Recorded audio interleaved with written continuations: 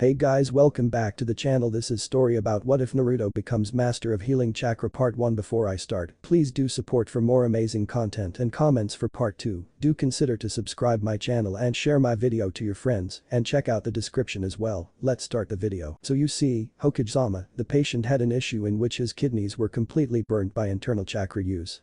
I suspect that he. Hiruzen Sarutobi looked at the young teen before him and sighed. The teen wore a long white coat, specially made for doctors that have been professionally sanctioned.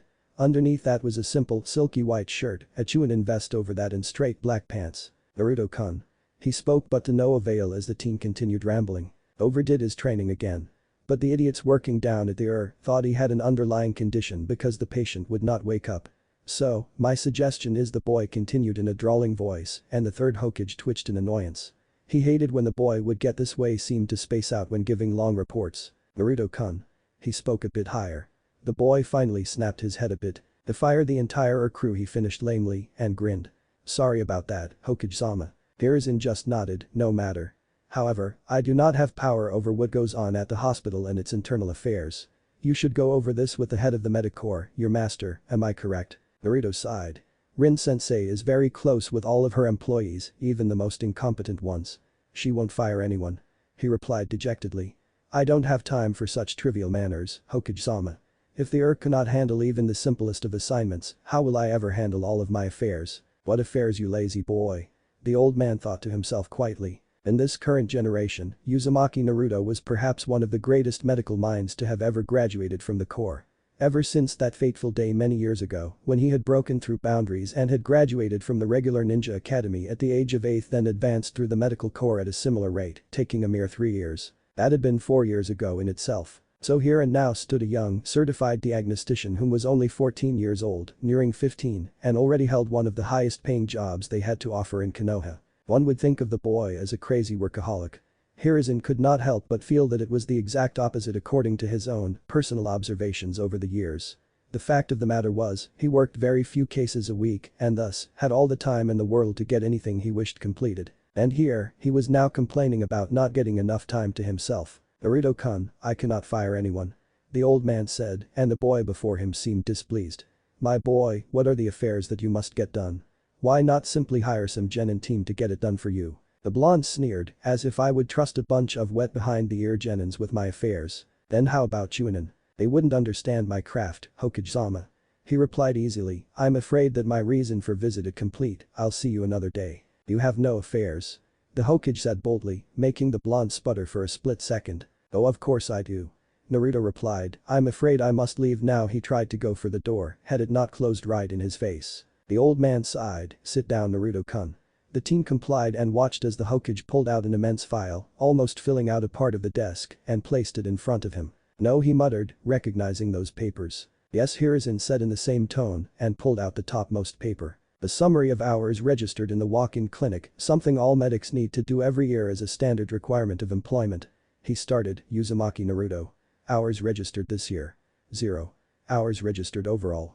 5. The blonde's chin folded down to his chest. The Hokage knew the boy loathed clinic duty and let out a tiny smirk. Naruto looked about ready to puke at the mere thought of being forced to do clinic duty. Now is the time for you to say what do youngsters say these days? Oh yes. I believe the term is known as parley. It was now the doctor's turn to raise a brow. No, I'm not a pirate. Negotiations is fine with me. The Hokage chuckled, you are to become a field agent. No. Yes. Because you are without a shadow of a doubt the laziest shinobi I have on my forces. Naruto replied indignantly, what about Haddock and the entire Nara clan? Hiruzen nearly conceded to that point. Well, Kakashi served many years in Anbu.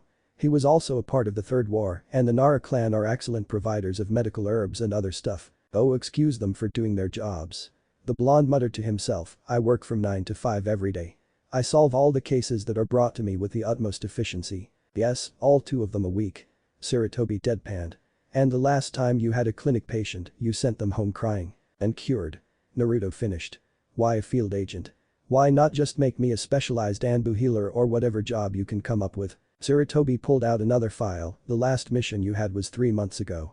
An A rank Takumo. Naruto muttered something about annoying climates, but Sarutobi ignored that. Fact of the matter is, you can potentially be one of my best overall shinobi. Not just as a doctor. Naruto sighed. You're not letting this go, are you? The old man nodded. Fine. Naruto knew that no matter what, the Hokage will have his way. The man had the power to make his life more miserable than a verso, why not take the less evil route, the blonde doctor thought. The Hokage smiled. Excellent. Now the team, you have no complaints about being on a team, right?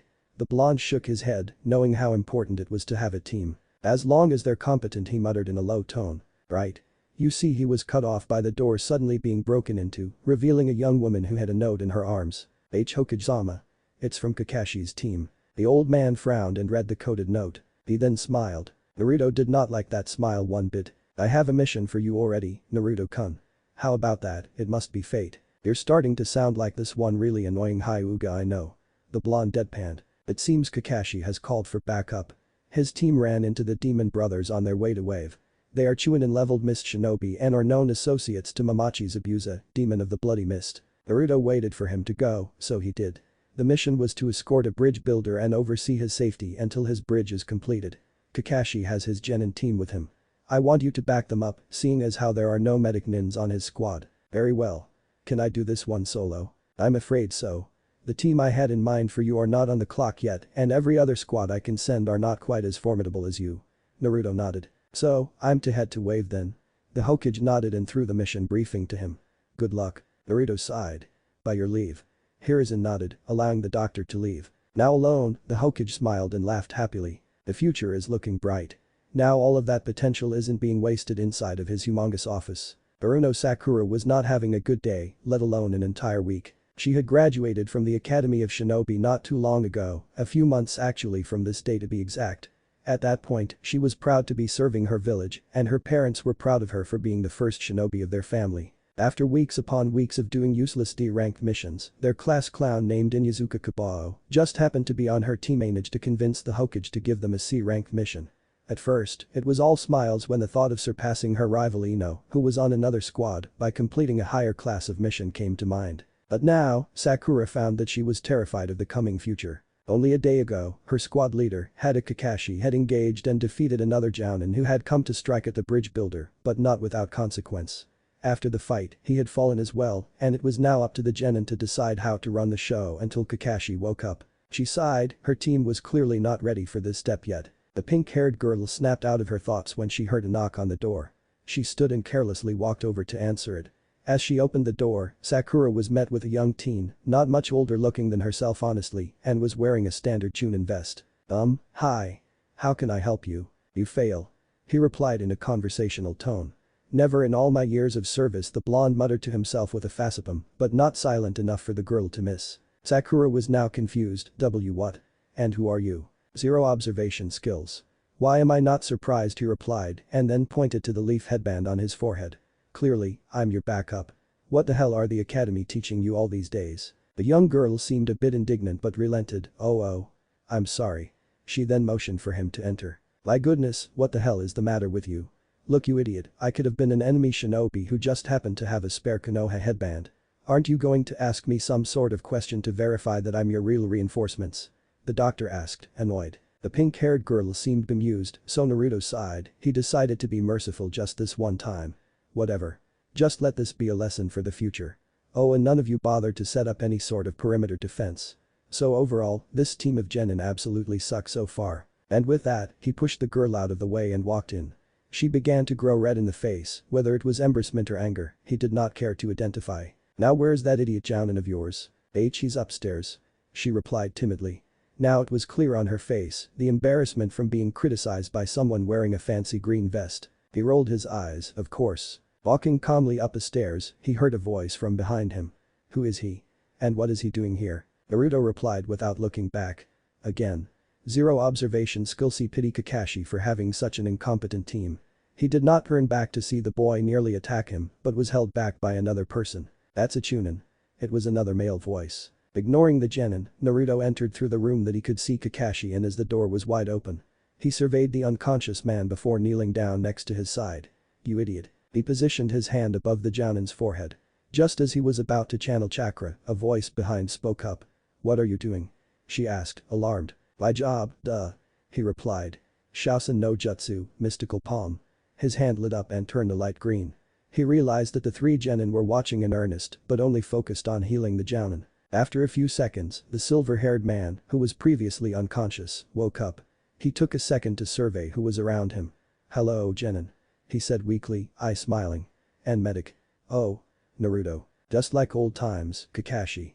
You lay down on a futon injured as Rin-sensei makes me practice on you." The Jounin chuckled, "Indeed. Are you the only one that came?" The doctor nodded, "I see. How fast can you get me back up to speed?" "At 7 in the morning right now. I can get you up to speed by the crack of noon." Excuse me, he had a severe case of chakra exhaustion. "Shouldn't that take at least a week to heal?"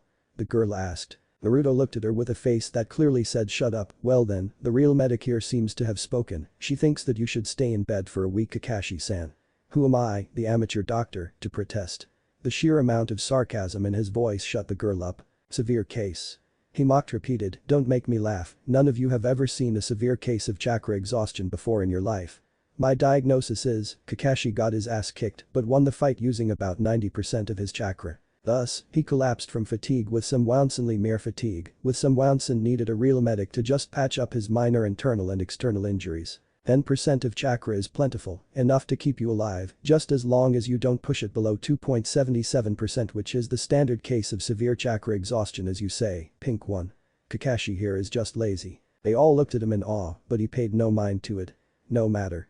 Report." Kakashi seemed a bit shaken, he hadn't been ordered by a Chunin ever since he himself was a genin, and that, in itself, had been a long time ago. I think Zabuza is still alive and he has backup." "What?" Two of the genin yelled behind Naruto, the third just widened his eyes slightly. "What do you mean he's still alive? The weapon he was killed with, what were they?" Kakashi asked. Sakura then looked as if a stunning revelation had just hit her. "Senbon." And that was all Naruto needed to know to catch onto the topic. No one kills with senbons. Takes too much skill and practice to even throw senbon, much less kill someone with it. Unless you're a show-off, of course. When I was fighting Zabuza, a Kiri hunter ninja caught him by surprise and planted about 3 senbon into his neck. When I checked his pulse, it was gone. He was only dead temporarily. The blonde replied for the benefit of the genin who were confused, "I'm aware of this technique and the skill level it requires to use it. His backup should be mid to high Chunin if my estimates are right. But from what I concur, you never sensed him, right?" Kakashi shook his head. "I was too busy on Zabuza." "Then it's safe to say that he is borderline Jounin in raw skill." That had the genin behind him worried. Naruto continued, "I'll get you up to speed as quickly as possible. You need to train your genin." Kakashi nodded, then turned to his squad. "I'll be back by this afternoon. Go take a couple hours to train, but be sure to have someone on watch at all times. Also, don't stray too far from the house, just in case." "Hi." They answered before leaving. Naruto then continued his treatment, "Your chakra is at 20%. All I can really do is stimulate your tenketsus, allowing it to charge back up faster. Other than that, only a few minor scrapes." "Thank you," was all the Jounin said. "Would you mind showing Sakura some medical techniques? It would really help the squad." Naruto scoffed, the pink-haired one with all but air in her head. "I highly doubt she has the talent." "Ah, come on Naruto. My first impression of them weren't that great either, people change. Sakura is actually a very talented shinobi. Kiba and Sasuke don't match her skills when it comes to chakra control, something a medic values above all else." "You're wrong about that, Kakashi." Naruto replied calmly, "Any crappy medic can have excellent chakra control." "Then what do medics value the most, Naruto?" The medic did not care to answer. Later that day, Kakashi stood up and smiled, "Feels good to be back on my feet." Naruto nodded and left the room, leaving the door open for Kakashi to follow through. The Jounin quickly caught up, "So, you're back in the field. Change of heart. Blackmail?" Was all the younger man said. It was either this or being forced to serve in the clinic helping the world's stupidest people. Kakashi had the gall to laugh. "Ah, was it Rin or Hokage-sama? The old man?" Naruto replied, saying it as if he thought no one else had the balls to blackmail him. As he made it out the door, it only took him a moment to survey the area. He instantly spotted the genin. "What do you intend to teach them?" "Zabuza and his accomplice are way stronger than them. A little training won't do anything to raise their chances of survival." "I know," was Kakashi's grim answer, "that's why I need you to help. The accomplice will need to be handled. I will defeat Zabuza." Naruto shrugged. "Technically, I'm not supposed to fight on the front lines, according to Tsunade-sama's second clause of the duties of a medical ninja." He replied, "But I'm not a stickler for the rules, so why the hell not?" A silver-haired ninja sounded relieved, "That's good." Truth was, he didn't think the blonde would agree to the plan.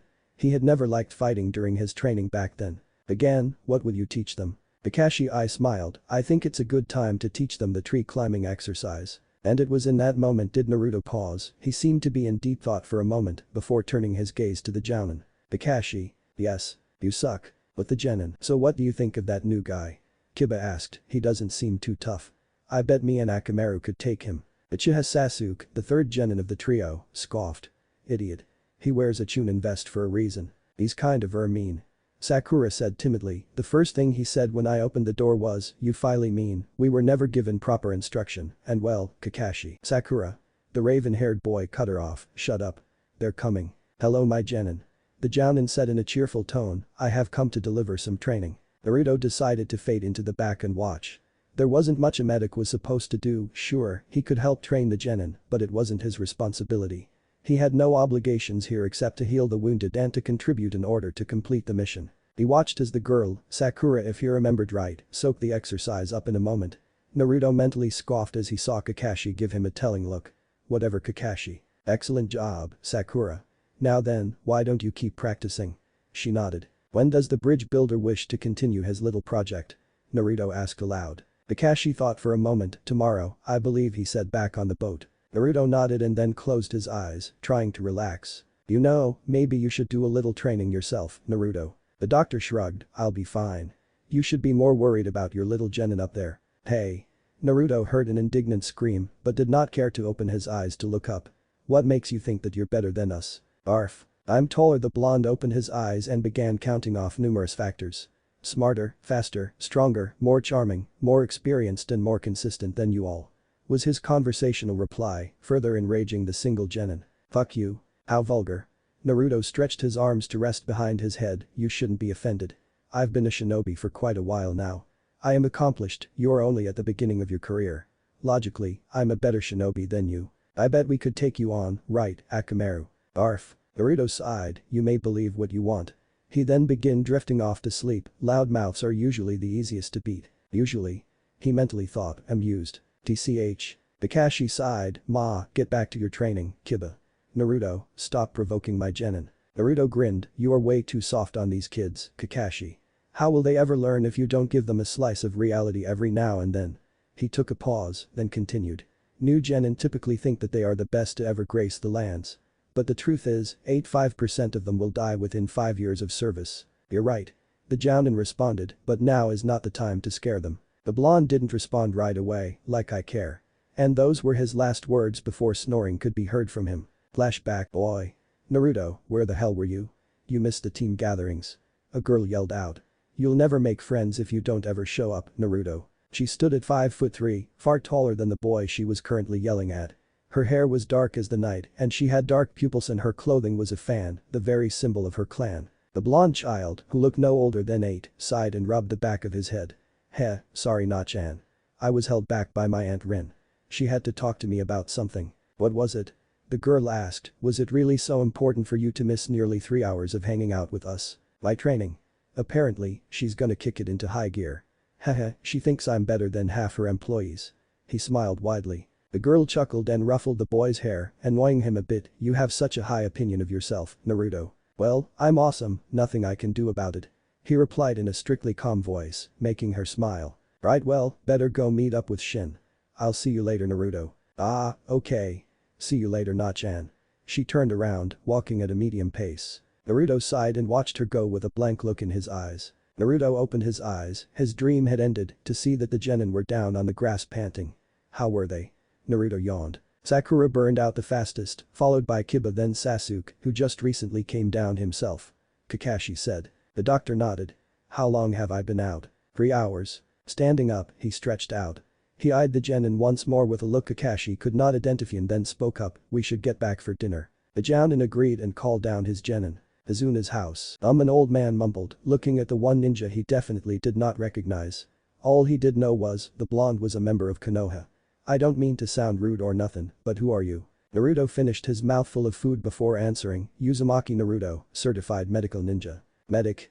The old man said, surprised. You don't strike me as one. Hell aren't you a bit young too? The blonde shrugged and continued eating. So of course, Kakashi had to say something. He's the youngest to ever graduate as a certified medic. Wow. A woman spoke, she had been making the lovely meal Naruto had been chowing down on, that's impressive. So, you're kinda like a doctor. That's exactly what I am. He replied with a smile, thank you. Medics don't fight. Kiba said, so. Naruto just looked at him as if he were stupid, kid. He started, I know you're not all there up there, but did you seriously just make that generalization? What? Sasuke just looked at Kiba and sighed. Tsunade of the Sannin was a medic. The Uchiha pointed out, she's a powerful shinobi. They didn't speak much from then on, except for a few comments here and there. Naruto felt quite relaxed in the home, it had a welcoming aura to it. Why? A boy said. Naruto continued to eat, ignoring the seemingly random word. What? The dog boy spoke, what's up? Why do guys keep fighting? You won't win. Gato is too powerful. The doctor resisted the urge to snort into his glass of water. Because it's our mission. Sakura supplied, confused by the boy's statement. You'll die. The kid replied, you're all gonna die. There are no heroes here, he'll kill them all. What? Kiba exclaimed, we're shinobi. We're not regular people like Gato who can't do anything but bully people around. The boy just scoffed and looked to leave. You're all weak. None of you know anything. What do you know about pain? You're no mat. May I have some more rice, please? Naruto interrupted, they all looked at him. Sorry for interrupting, this rice is just way better than anything I can make at home. Kakashi looked fairly amused, as did Sasuke and Tazuna. Tsunami did as he requested, thank you. Was all he said, and then he just continued to eat. Inari seemed to have forgotten what he was gonna say, so he left the table to go to his room. Kiba seemed both angry at being talked down to by a kid and bemused by the whole situation.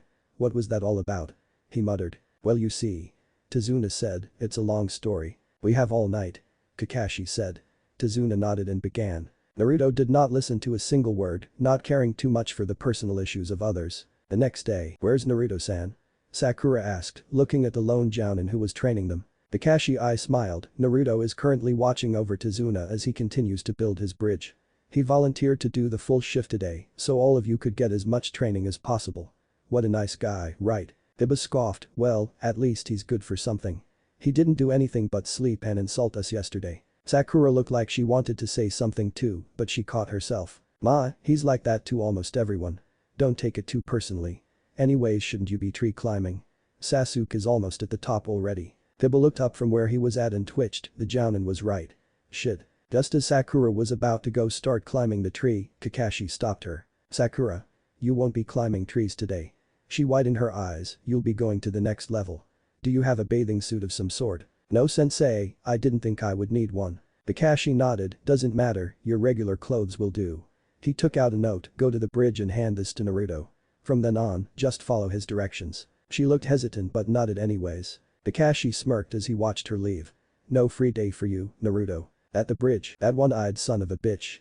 Naruto cursed mentally. Sakura looked at him nervously. Naruto rolled his eyes, he wasn't surprised. From his observations, the reason Kakashi was teaching at the moment was because the academy currently had an excellent student.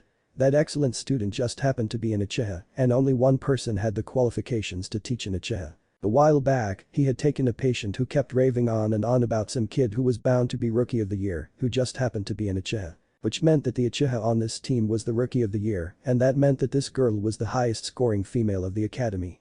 But she didn't act like it at all, in fact, she acted like an idiot most of the time, which led him to believe that she was the bookworm type of girl. All of this pointed to the fact that she was indeed a goody-goody girl who didn't want to do any wrong.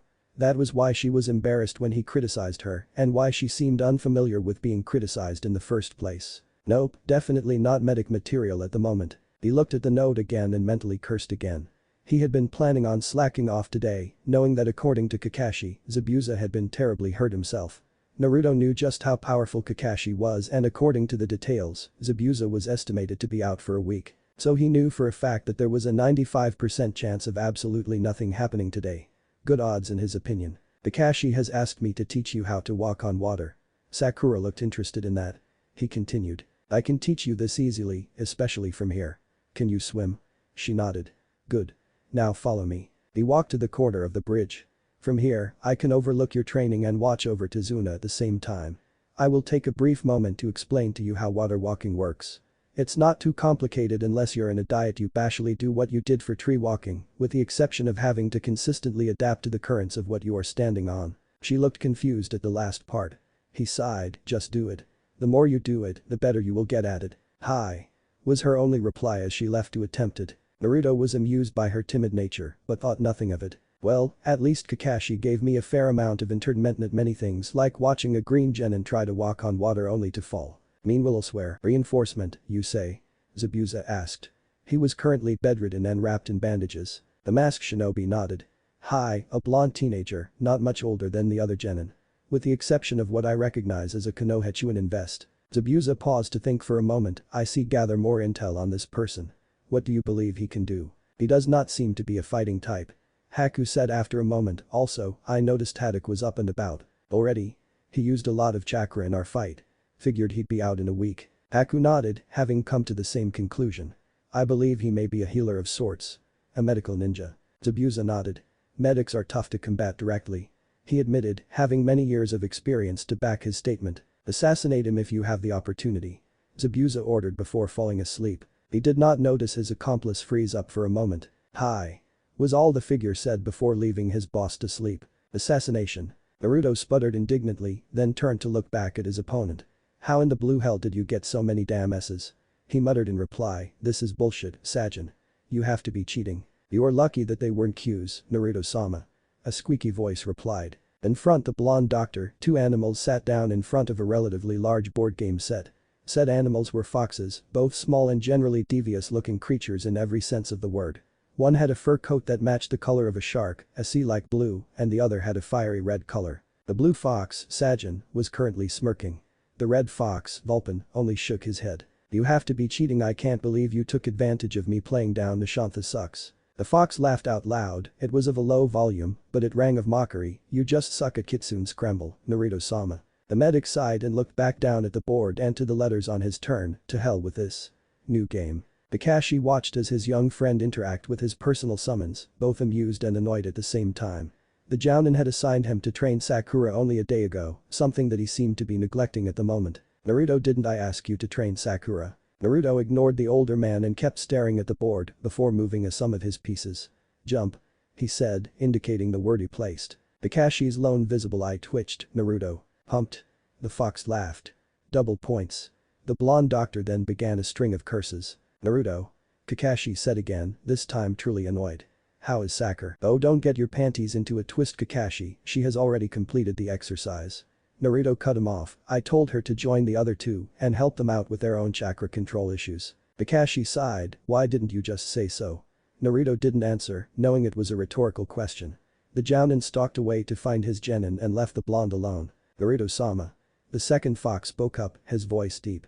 You have not summoned us in a long time. I believe it has been half a year or so. Why now? Naruto nodded at Vulpin, I need you two to track down a Miss Jounin in the area. If we can find him, then we can find his boss, Gato. I want a piece of his fortune by the time this mission is over. That will be no problem at all, Naruto-sama. But why not have the Jounin do so? He is the summoner of the dogs if his smell is anything to go by. That is not his mission. The blonde replied curtly, I want this to be off the records completely. Gato is rich and with his funds, I will be able to financially support my secret project. The two foxes shared a look before shrugging, it will be done. They replied. Naruto smiled, excellent.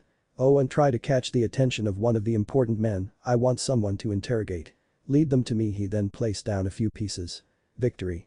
He spelled out with a smirk. Oh yeah. Can't counter that move, can ya, Sajin? The blue fox just smirked, my apologies, Naruto-sama. He said, denied. The fox spelled with his own pieces, triple points. Vulpin only shook his head, you never learn, Naruto-sama. Anyways, we will have the job done, rest assured. Had anyone been in the area, they would have heard a violent string of curses and the mocking laughter of a fox. Later that day, in 2 days, I think Zabuza will strike once again. Kakashi spoke out loud to his team, in 2 days, I must prepare you guys effectively. The genin were watching with their complete attention, unlike the medic, who just seemed bored by the whole situation. The week Kakashi had projected for the team to train was nearly up and he truly believed that Zabuza would now return to strike at full power soon. He glanced over at Naruto, worried for the boy seeing as how he hadn't been on the field for a long time. Half a year was definitely a long tenure for a shinobi to be inactive even for a top-class shinobi like him. Naruto, you will be handling the accomplice. My team will protect Azuna and I will personally deal with Zabuza. The commanding Jounin spoke, if there are any complications, we will deal with it accordingly. He then finished. What if he's brought back up? Sasuke pointed out. Then you guys will take care of them if you can. If you cannot, well, just ask Naruto for help. He's fairly powerful himself. Said blonde did not respond to the praise. Tibble looked skeptical, are you sure sensei? We haven't even seen if he can fight yet. It was at that point when the silver-haired Jounin began chuckling, "Ma, I've been on missions with him before. Trust me, he and I are not too far apart." The Genin widened their eyes at that proclamation. "Anyways," Kakashi muttered, "I believe it is time to step up your training." "Eh? What's going on?" Kiba seemed excited, as did Sasuke, though he did not show it as openly. "Sparring practice, of course." The Genin smiled, except for Sakura, who seemed insecure about her own combat prowess. Naruto frowned, he did not like the eye smile of his master's best friend. "Here's how it will all go down." 10 minutes later, "I hate you, Kakashi." Naruto muttered, "I was having such a wonderful morning too, honestly. Do you think these three weaklings have even a chance at defeating me?" "Not defeat." Kakashi replied quickly, cutting off Kiba's indignant yell, "They just need experience and straight-up combat. Right?" The doctor sighed. "Honestly, I didn't go to the Medicorps to deal with all this nonsense." "Of course. You went to the Medicorps because you dislike the Jounin who was assigned to your Genin team." He replied in a conversational tone, Now this is the fun part about being Chunin Naruto. Because beating up a bunch of weak Genin is so much fun, right?" Was the sarcastic reply. "If I wanted to do that, I'd go find a Genin who are at least not rookies." "Well, beggars cannot be choosers." A reply that had absolutely nothing to do with the conversation. A classic Kakashi retort. "Whatever. Who's my first victim?" The Genin all scowled. "Sakura will go up first," Kakashi said, shocking the girl. "Hey Kakashi-sensei. I'm not a frontline fighter." "Then what is your purpose in this squad?" The blonde muttered aloud, "You don't even look like decent cannon fodder." Kakashi sighed, "Ma, there is no need to be so mean-spirited, Naruto. Sakura, just do your best, I'm sure you'll do just fine." She nodded and walked up hesitantly. Naruto did not even move, his hands in his pockets and watching her with a lazy gaze. "He's not taking me seriously." She seemed angry by the admission. Begin. After hearing her sensei, she carefully went through the necessary hand seals to perform the academy's best technique. Bunshin no Jutsu, clone. 4 Sakura clones appeared beside the original, charge. They all went up to run. Naruto yawned, aggravating the young Genin even more. "Take this." The first Sakura jumped, Naruto did not even flinch as he let the clone pass through him. The second one attacked from his rear but also passed through him, but as the third came by, Naruto lashed out and kicked the girl in the stomach. It landed on the original. The pink-haired Genin flew back to her starting position, gasping for breath from the hard kick. Strong."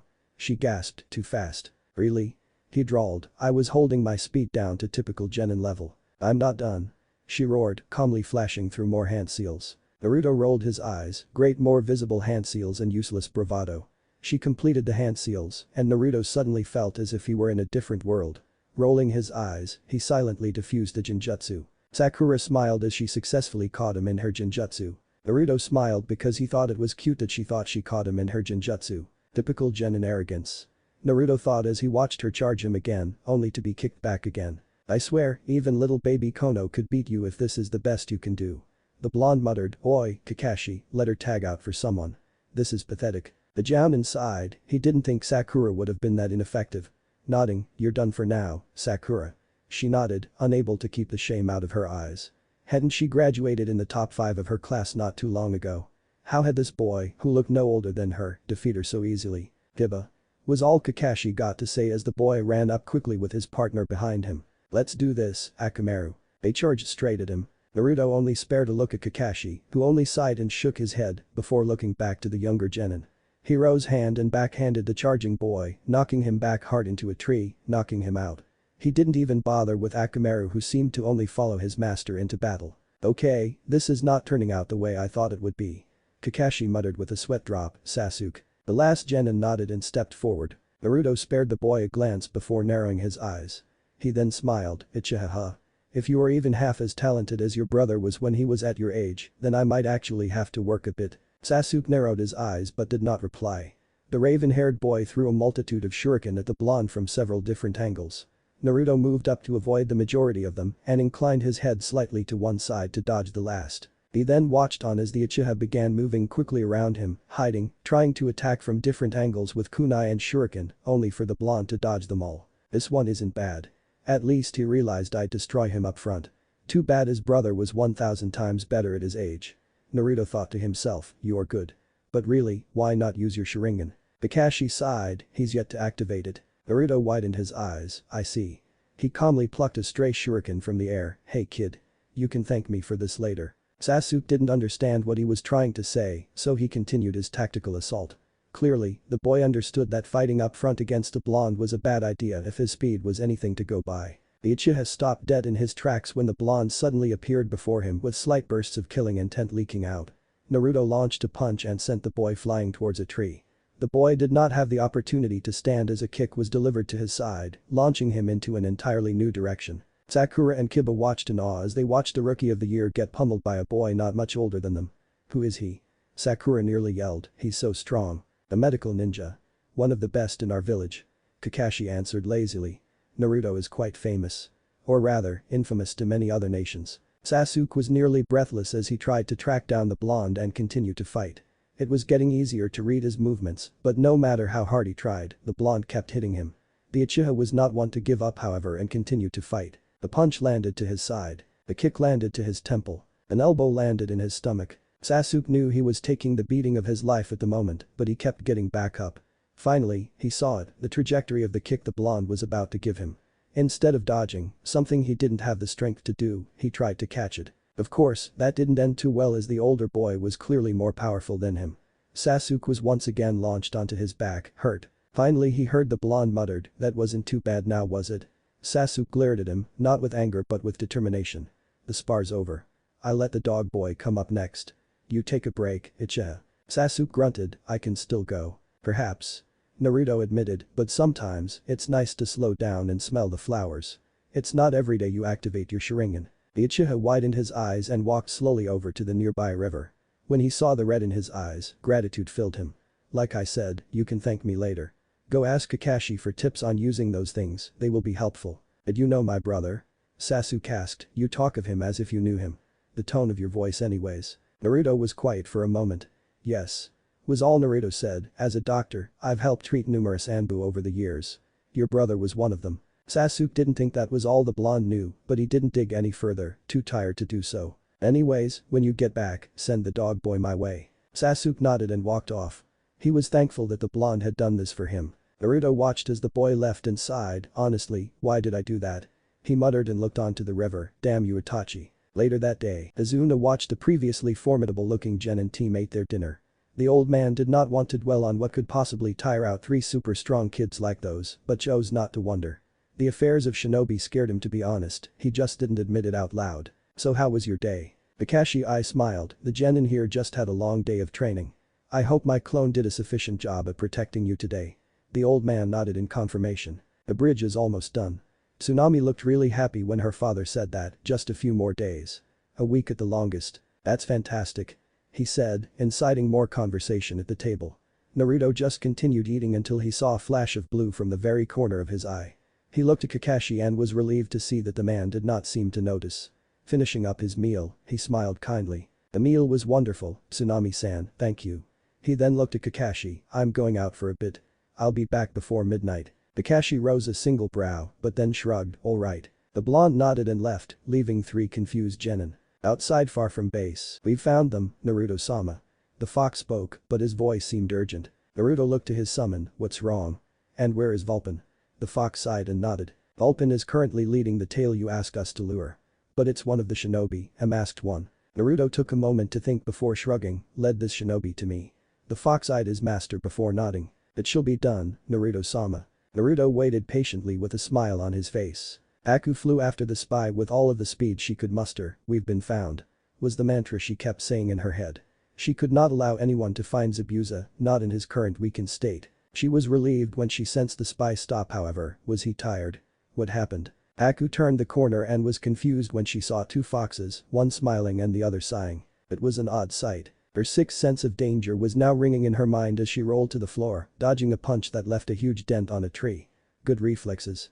A voice said, you're not bad, Hunter-san. Who are you? She exclaimed, only now realizing she had been led to a trap. You are the spy. Yes.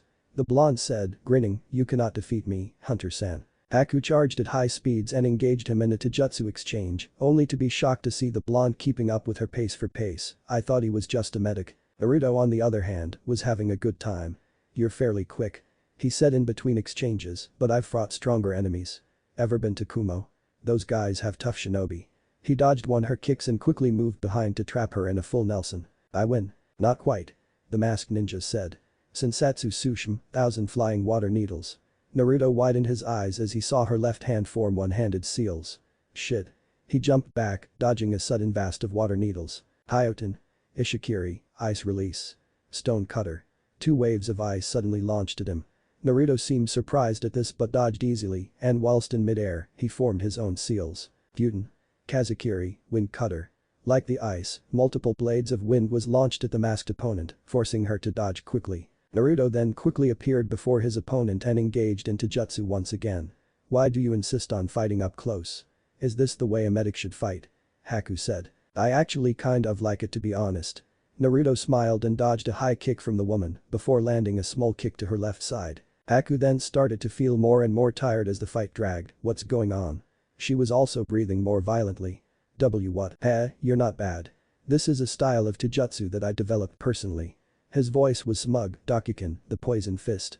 He rose his hand up to her, similar to that of the tiger fist style from what she recognized, and jabbed at her mask, shattering it instantly. He then proceeded to lay a complete and utter beatdown on the formerly masked shinobi, landing a hard knee to her stomach and then multiple elbow blows to her body. Haku could barely block his incoming strikes. It did not take long for her to completely collapse. Still alive? I sure hope so. Why you poisoned me? She asked. Naruto chuckled. Oh no, that's just a cool name I thought of. The effects of it are just similar to being poisoned. You see, in order to become a medical shinobi, I had to learn how to convert raw chakra into electrical currents. That is basically the secret behind this style. Every time I would land a strike on you, no matter how small, I sent a small bit of electricity through your body in order to confuse your nervous system. The effects are small at first, but the longer you engage with me in taijutsu, the faster you began to slow down. Hence, the poison fist. He smiled and walked up to her. You'll find that your chakra will also feel erratic. That is also a side effect to my technique. Haku widened his eyes. Such a powerful close combat technique. She mourned, how in the world do you beat a shinobi who can heal himself and is able to fight like this in close combat? He's not regular. Now then. Naruto grinned and looked down to her. Sajin and Vulpin also walked up to her, one with a smirk on its face, while the other had a blank look. I have a proposition for you. The lone figure walked through a thick misty forest, his footsteps silent as if it had been practiced for many years. He stood at a height of 5'8", relatively tall for his age of 14 years. Teen had short blonde locks of hair, sharp blue eyes, and 3 very thin, almost invisible whisker-like marks upon his angled face. This teen wore a standard Chunin vest over a white shirt and dark, straight pants. His name was Uzumaki Naruto, infamous in every country except his in Altho. Even that claim could be argued, and he was on a mission, a personal off-the-clock mission as far as he was concerned. At his fairly rapid pace, it did not take him long to locate the building his foxes had found not too long ago. He looked to the sky and sighed. It was almost midnight. He would have to send a clone back to the house to reassure Kakashi and feed him a lie, an easy enough thing to do. Fuchius no Jutsu, summoning. He channeled chakra to his left hand and struck the ground, a silent pop indicating his technique. Now standing before him was a small, silver-colored fox who had eyes as thin as a line.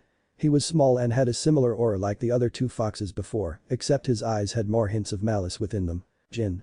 Naruto spoke quietly, I require your assistance tonight. The fox nodded and bowed lightly, not formal at all, but it showed respect to his summoner. Naruto. His voice was deep. It's been a while, what's up? I have come here to meet a very powerful shinobi. A man named Mamachi Zabuza, one of the famed 7 shinobi swordsmen of the Bloody Mist village. You see, I currently have one of his accomplices held captive and I wish to speak to him about something. While I am doing this, I want you to find the storage around here and anything of value. He gave the fox a map, allowing his tail to take it from his hand. This should help. Vulpin and Sajin marked the important spots apparently with an X. The fox briefly scanned the paper and nodded, no problem champ. You want to meet up later? Naruto shook his head. I want you to rob this place dry. According to the other two, they have quite the collection of valuables and cash. I wanted Alansier finished, disperse and I'll summon you after my meeting with the shinobi. Jin nodded and smirked, a dark glint in his eyes. Sounds fun. Alright, what's in it for me, champ? Naruto mentally sighed. As much as he respected the fox in front of him, the blonde sometimes felt that the cost of his services were quite deep. But he really needed Jin on this task just in case his talks failed today. He thought it was unlikely, but it was better to be safe than sorry. The silver fox was the best of the best at what he did after all. Do I get a friendship discount? Naruto asked pathetically. Jin seemed to contemplate his words, more than Naruto hoped in the least. 15% since I'm such a nice guy today. Buy or sell? The doctor sighed, fine, I'll buy. The hell does a fox need to do with money anyways? Jin smirked. I have children, you know. I need some valuables to let them know that daddy is the one that brings home the bacon every night, and I need to give their mommy a little incentive to take breaks from work every now and then, if you catch my drift. The fox seemed to attempt an eyebrow wiggle, which did not amuse the blonde as much as it would have had it not been such a serious situation at the moment. Naruto's left eye twitched, again, what in the hell do foxes do anyway? Don't they just have sex, hunt and sleep? Honestly, he did not care to express his feelings out loud. Whatever. He sighed, let's just get this done. The silver fox nodded and seemingly disappeared from his previous spot, leaving no trace that he'd even been there. Naruto stood up and scanned the building that was visible only from atop. There is a lot of mist today. Good thing tooth, it makes it so much easier to complete this task. Naruto walked silently into the mist, his breathing nearly soundless from the outside. He quickly made his way before the door, only to see two men guarding it. Taking advantage of the mist, Naruto silently snuck up behind them both. Man, it's so hard to see through this damn mist. One of the bandits exclaimed. I hate this bullshit. We're not getting paid enough for this. You've been complaining all day. Will you just shut up already? He had a scowl in his face. Naruto shook his head, he contemplated killing both but decided against it for now. It would be troublesome if someone found their corpses in the middle of this meeting. Naruto, showing a mastery of chakra control and stealth, walked up the wall quickly and silently, not attracting any attention whatsoever from the several guards around the area. He tried to remember what the two scout foxes had told him about Zabuza's location. It was on the top floor of this massive building. Soon, he found his way there, the room was now in sight. Now, all he had to do was sneak in. Of course, things aren't always that simple. Well, and who might you be? Naruto did not show it, but he was quite shocked when he heard the voice. You are very, very sneaky. But I'm the best in that field. You didn't think that just anyone could move undetected in my mist, did you? Lamachi Zabuza. Don't you look healthy? Was the doctor's calm reply. The shirtless browless man smirked behind his mask, his fierce-looking sword looking ever proud in his hand.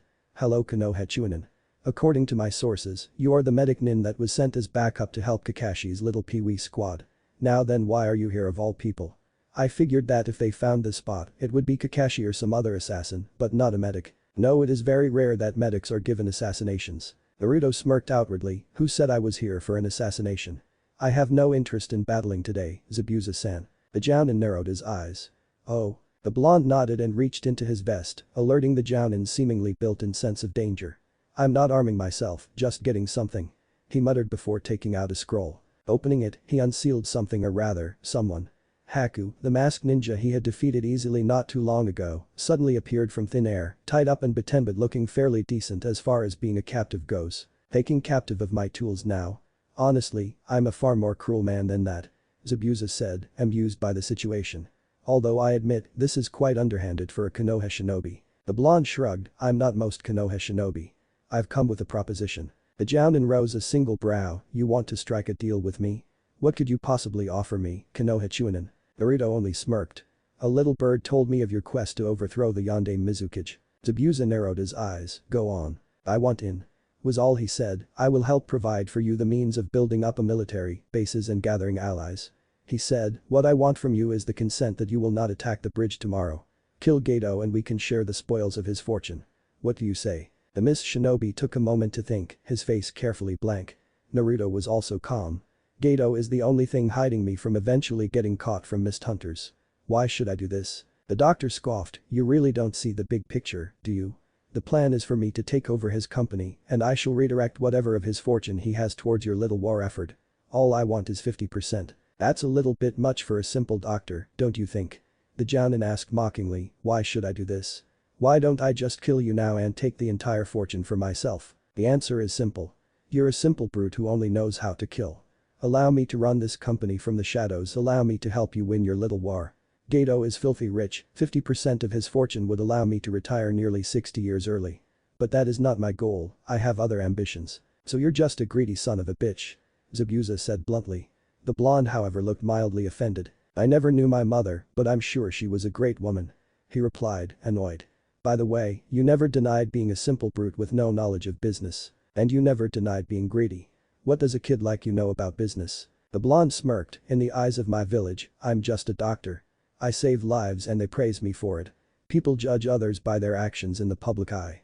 What makes you think that just because of my age, I am without a plan? I am not like those reckless fools that Kakashi calls genin. Trust me, you will not regret doing business with me. Zabuza looked him straight in the eye and he returned the look, unwavering. The Jounin eye smiled and chuckled. You're one interesting kid. Must be strong too if you were able to defeat Haku so easily. What is your name? You obviously know mine. Her heart is not cold enough to defeat me. He replied, I am Uzumaki Naruto. And a medic like you does? Zabuza questioned, ignoring the prodding in the back of his mind, telling him that he should know that name. Naruto scoffed, medics are often the coldest of people, the greatest manipulators of man. When we save someone's life, they love us, they are grateful to us, but what they don't know is what we really do behind the scenes. Regular humans could not handle being a medic because there are often times when we make the decisions on whether or not someone lives or dies. We use them in order to fulfill our own need for answers, our greed. Us medics will do whatever it takes to solve a puzzle. A slight crazed look entered his eyes. I have killed men, women, children, infants and hell, even babies for the sake of knowledge, for the sake of saving other lives. Regular people look up to us because they need us. They don't know what it means to be a doctor. They could never comprehend our truth till they see our healers, the greatest of their kind, selfless, maybe even heroic. They are wrong. Say there are 5 babies with the same, unknown disease. In 5 hours, they will all die, and the disease is already spreading rapidly throughout the entire hospital, infecting other babies. You have 3 choices of treatment, and you know that as a doctor, only one will work. Would you take a gamble and give all the babies one treatment that might fail? No, true medics place 3 different babies on the different treatments and see which one works. 2 will die, but you would have saved the others who quickly becoming infected. This is what it means to be a medic. People want to become doctors because they think that no matter what, they can find the answer, and they think that they can save everyone. The truth is you cannot. We play with lives to save lives. Did we kill 2 babies as if it were a game? Yes. Did we solve the puzzle and save lives? Yes. Will people ever see it that way if they knew the truth? No, all they will see is the failure of 2 dead babies, ignoring that fact that we saved 100 others. 1 death is a tragedy. He sighed, 1,000 deaths is a statistic, sad truth of how the human psyche sees things. Zabuza looked at the boy for a moment, never knew being a medic sucked so much. Not really, I get paid a lot. Was his conversational reply, just giving a little insight. It really annoys me when people think that becoming a medic is so easy. The man nodded, whatever. I care not for medics, I am a shinobi. That is exactly my point. Now, will you just accept my offer? Or will you go to battle tomorrow and allow whatever that will happen to run its course? It was silent for a few minutes, but Naruto did not back down or show weakness. The Jounin sighed after a while. Zabuza had gone through his impressions of the kid and the pros and cons of agreeing to this. In the end, Zabuza reminded himself of his ultimate goal, rather than the need to survive. You have convinced me, kid. Now then, what's the plan? Simple. I want you to kill every single employee that Gato has in this building. This is his main headquarters. From here, I will be able to issue any command as I please. I would replace his employees with my own. The man nodded, I see. That will be no problem. He put his sword down. May I have my apprentice back? Naruto nodded and threw Haku over to him carelessly. Zabuza untied the girl's gag and woke her up.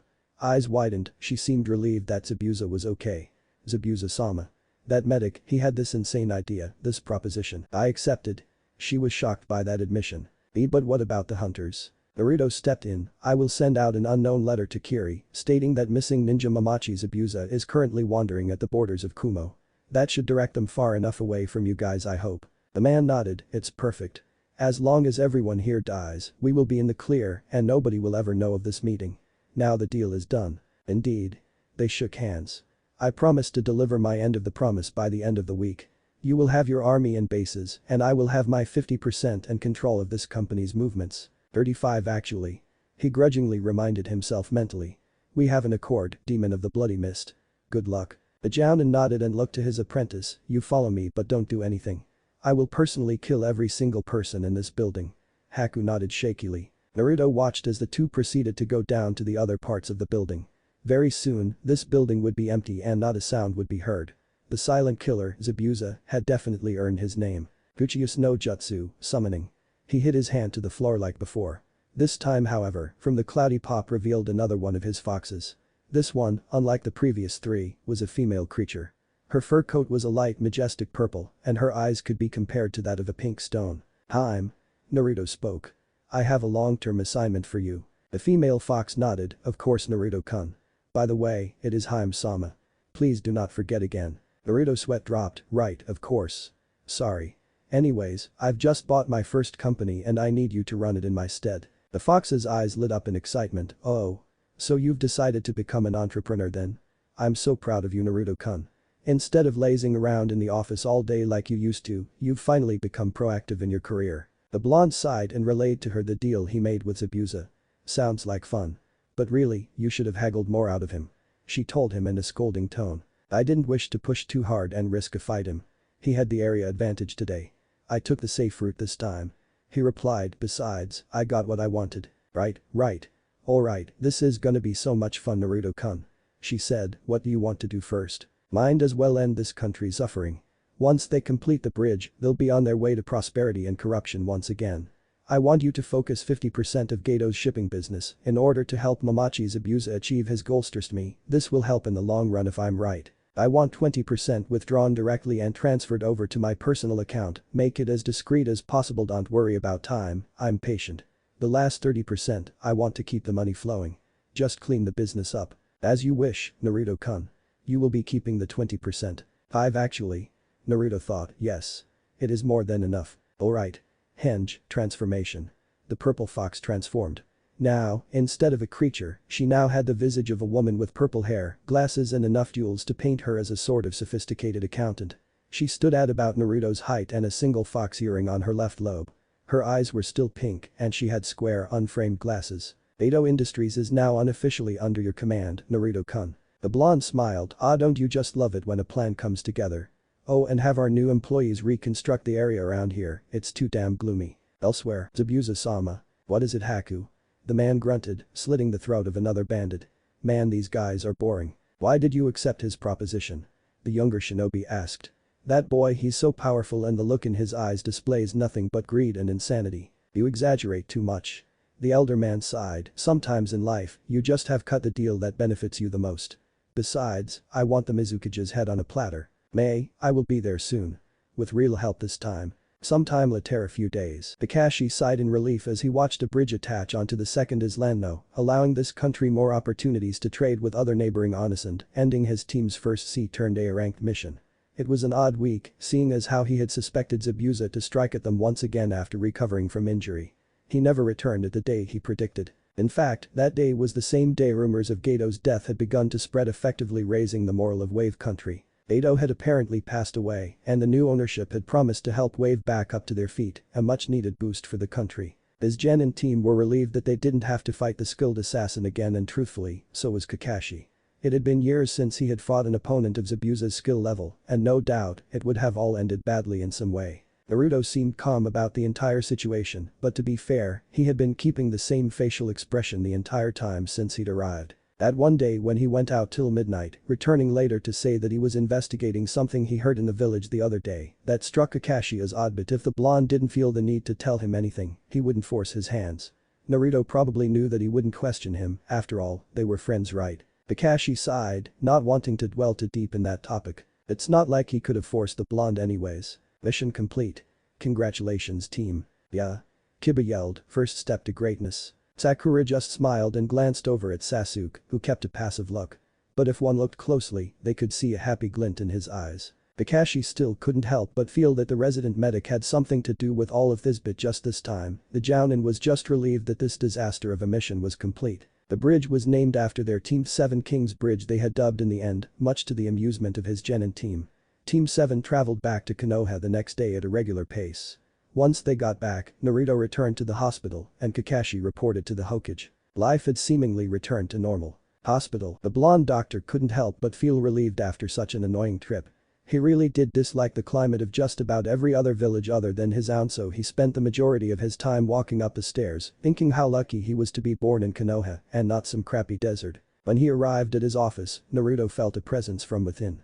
Narrowing his eyes, the blonde took out a kunai from within his vest and carefully opened the door. He narrowed his eyes, recognizing the figure before him. What are you doing here? The figure turned around and smiled, it was not a friendly visage at all. Naruto walked around to his desk, a large piece of majestic wood that stood out greatly between his fairly big office. He was proud of the way he kept his mountains of files organized in a counter that had numerous slots for scrolls and many other miscellaneous items, all of which were labeled alphabetically in order. Other files were arranged in terms of urgency and relevancy. His office was the epitome of professionalism. On his walls were dozens of framed accomplishments, from degrees to awards and pictures of the blonde with many other famous doctors. He even had one with the apprentice of Tsunade of the Sannin when they had met when Naruto himself was on vacation not too long ago. Unfortunately, he did not get to meet the Sannin herself to his annoyance. Other than that, the walls were completely white other than the several medical charts posted upon them. As soon as he made his way around, he pulled out one of the counters and took out a single water bottle. The blonde then sat down, eyeing the figure before him cautiously. "Excuse my rudeness, honorable elder of the council, I didn't know you were coming, but I guess you council members are too good for trivial decor, such as setting up a simple appointment, that much is clear." He said sarcastically, "Is there something I can do for you, Danzo-sama? Need a checkup? I'm not sure if you know this, but we do have a walk-in clinic right downstairs on the ground floor. If you need help finding it, I will happily call a nurse for you. After all, I wouldn't want you losing your way around here. Can't be too sure with the elderly, you know." He didn't stop talking. "Of course, if you need help registering for the old folks take care center, I'll happily refer you to my colleague, Shin-san. He's especially gentle with the old and crippled." The blonde then eyed his right arm. Are you done?" The old man's voice was deep and ragged, a seasoned tone that indicated that he was not affected by a single word the blonde had said.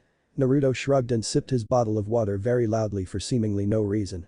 "I think you and I have much in common." "Sorry." Naruto replied, "I love women. Young women." He replied in a dead serious tone. Danzo ignored the barb professionally. "According to my sources, you have made quite an interesting deal, no?" The blonde span around to face the large window of his office that was behind his desk, conveniently using the only cool thing he liked about his chair. "Oh, you mean my special order for the Kunoichi Gone Wild, the special 20th anniversary edition. Yes, buy one magazine, receive 10 pinky points and 2 movies at an incredible 50% off discount. Quite an excellent deal if I do say so myself. Answer me, why are you helping Mamachi overthrow that fool of a Mizukage? What's in it for you? You would only be helping another country gain an edge on us. Do you see the danger in the bet you have made? What's your plot?" Naruto did not answer immediately. "I spent the majority of my day imagining what Rin-sensei looked like in a tight, skimpy nurse's outfit. He sounded irritated, and then I returned home to you, one of the Leaf's most accomplished soldiers, nearly a century past his prime, scolding me for whatever reason. It's not good for my health, you know. Answer me, Jinchuriki." "I do not answer to that title, geezer." Danzo quieted once more, but Naruto could almost feel the annoyance building in the man. He mentally patted his back for the accomplishment. "Perhaps if you had made an appointment, I would have been more cooperative. I believe I'm clear for." The blonde waved his hand around, as if showing that he was truly thinking, 10 years from now. "Think you can make it? You take me for a fool." Danzo said, "What is going to stop me from alerting the Hokage of your little side game? Who do you think you are? I think I have every right to buy any kind porn I want to, old man. You're helping the enemy nation with your actions. With the Yonde Mizukage gone, the mist will once again rise under a new leadership. You know of their potential amount of bloodlines they have is staggering, even despite the purge of Terumi, Hoshigaki, and I've even heard of surviving members of the Yuki clan among several so-called dead clans. They are dangerous and are still powerful. With Mamachi's abuser returning to the rebellion with allies, they will surely win." Naruto shrugged. Danzo glared at the back of the offending boy. "Why are you here?" Naruto asked in reply. "I am not a secret agent. I am not your soldier. I only answer to one man." "And who do you answer to, exactly? Because it damn sure isn't your Hokage." Naruto didn't answer the question, rather he let the older man continue his little rant. "Why not answer to me?" Danzo finished. Naruto smiled and then roared with laughter, a mocking tone laced into it. The elder man only stood there, listening silently, his face was completely blank as the blonde continued to guffaw. "So that was your purpose here all along?" He continued to laugh, seriously. "What are you gonna do, blackmail me into working for you? You do know that I have no shame in what I've done. I killed a passable dictator on my way to helping a rebellion overthrow a genocide artist, and I've brought a possible future ally in the mist, the bloody mist. All good beneficial deeds, don't you think? Of course it's how I will twist the story if you ever brought it forth to the council." The blonde continued his monologue. "It is funny because you think you are the one holding all the cards. Sure, you may know things here and there, but you have no edge on me. I care not if you reveal my status as a Jinchuriki, and I care not if you went over to Iwa and declared to them that I am the son of their most infamous enemy." Danzo's gaze darkened. "Fool, you take after your damned mother, an idiot who knew nothing, is nothing and will always be nothing. A failed Jinchuriki in every aspect of the title. Too cowardly to dig deeper into its power, too weak to even survive mere birth. A woman with no use at all. Watch your filthy mouth." Naruto turned around to meet the man. Danzo did not miss the aura of the boy change, as his eyes slowly began showing hints of blood red. "You may be a great shinobi, but in this hospital, I am your better. So arrogant, you are nothing like when we first met. So eager to earn the love of his nation and the acknowledgement of his colleagues.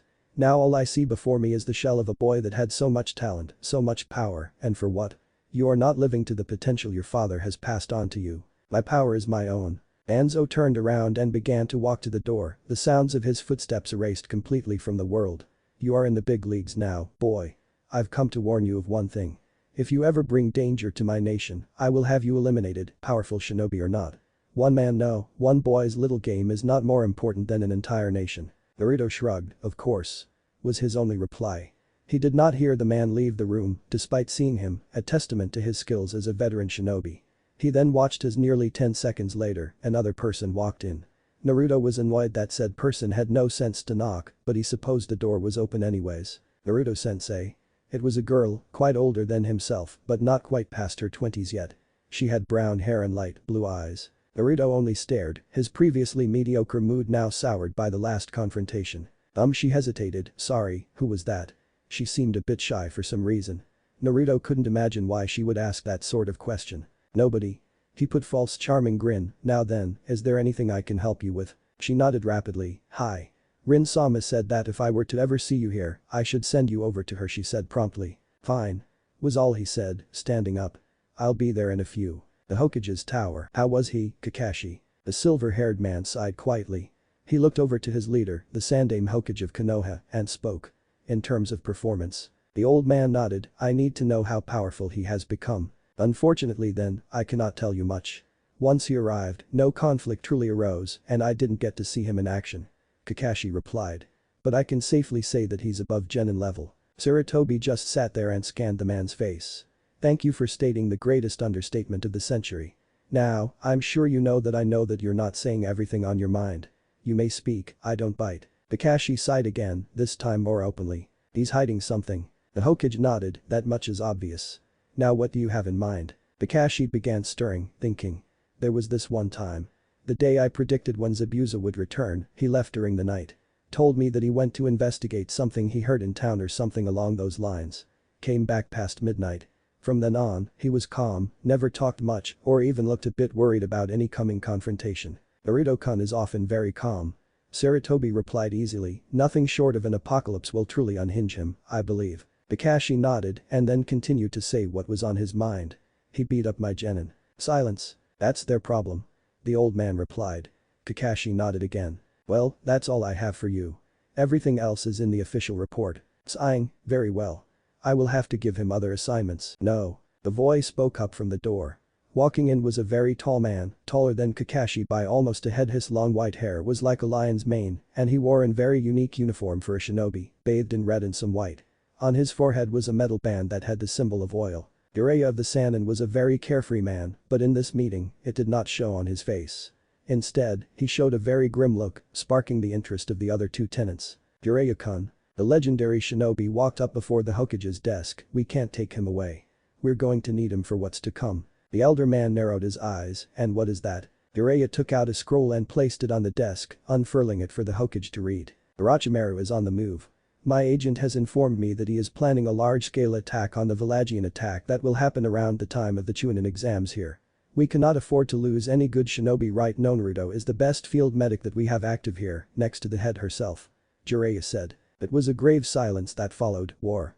All three men were veterans of it themselves. All three were seen as great heroes of war, warriors who were thought to be invincible in combat, even though it was quite the opposite. War was terrible, they all knew that and remembered the horrors of it. They lived through several different stories that have been told to children in their sleep, all three of them having been main characters in some tales actually. But it was different for them. They thought not of themselves but for the other generation, the new one who had yet experienced it. Bloodshed changed people, war destroyed people. The silver-haired Jounin remembered war as vividly as they came. After all, he had lost one of his greatest friends to it and many other friendly colleagues. Men and women who were better than him had died in war, all forgotten by the new generation, which was the worst part of it all. Heroes are usually counted in single numbers by the masses. In Kakashi's eyes, just about everybody on the memorial stone was a hero. Damn. Kakashi sighed, this is a damn shame. They all nodded in agreement, what's the plan? Preparation for defense of course. Was all Sarutobi said, I will be calling for a Jounin meeting. This will be the prime topic. The Hokage stood up and walked behind his chair to stare at his village, the home that he so cherished and loved more than anything else in the world. Everyone in the village, he felt as if they connected on a higher level. Sarutobi often felt that he was the protector of them all as the Hokage. Not since the Second Shinobi War had a direct attack been launched onto this village. Neighboring nations often feared attacking another village's home due to the sheer disadvantage they would have in terrain. But this time was different. A trader who knew the land, a man whose power was great enough to gather his own army, a man who did not care for the well-being of his own men was now his enemy. His student, Orochimaru of the Sannin. If Orochimaru wants war, the Hokage said, he will have it. I will soon begin reassembling our village's greatest fighting force. Kakashi widened his eyes. You mean? Jiraiya sighed, it is necessary. Suna and I will be participating in the exams, aren't they? Yes. Sarutobi said, they will. Will Suna turn? I cannot be sure. They could go either way, depends on what cards we play. Kakashi then spoke up, so no rookies for the exams this year. I was gonna nominate my team this year. Actually, Jiraiya replied, I think it would be a better idea if you do nominate them. If you want to, of course. If we show them that we are confident enough to nominate even our rookies, it will plant a seed of doubt in their minds. That won't even scare Orochimaru. Kakashi said with a sigh. But hey, at least I get to see my genin in action. He was ignored. He must have another goal here, but what? Attacking the village so openly, he's no fool. Either he has an incredible weapon that can assure him complete victory, or he has an underlying motive. The Hokage observed. Jiraiya sighed, I'll look into it. And with that, he turned to leave the office. Kakashi, you are dismissed. The man nodded and left as well, leaving only Sarutobi to stare down at his village in solemn silence. Hospital. Naruto sat patiently in a room, a magazine in his hands as he waited for his current master to finish up with a client. It annoyed him really, the priorities of people who had the gall to this to him. At the moment, he'd been waiting for over an hour for seemingly no reason, and if there was one thing he truly hated, it was to be kept waiting. The blonde doctor was not a patient man, he never was, even as a child. He had tried to enter by force, only to be booted out by the hot-headed hospital head. It was all rather hypocritical. Uzumaki, Naruto.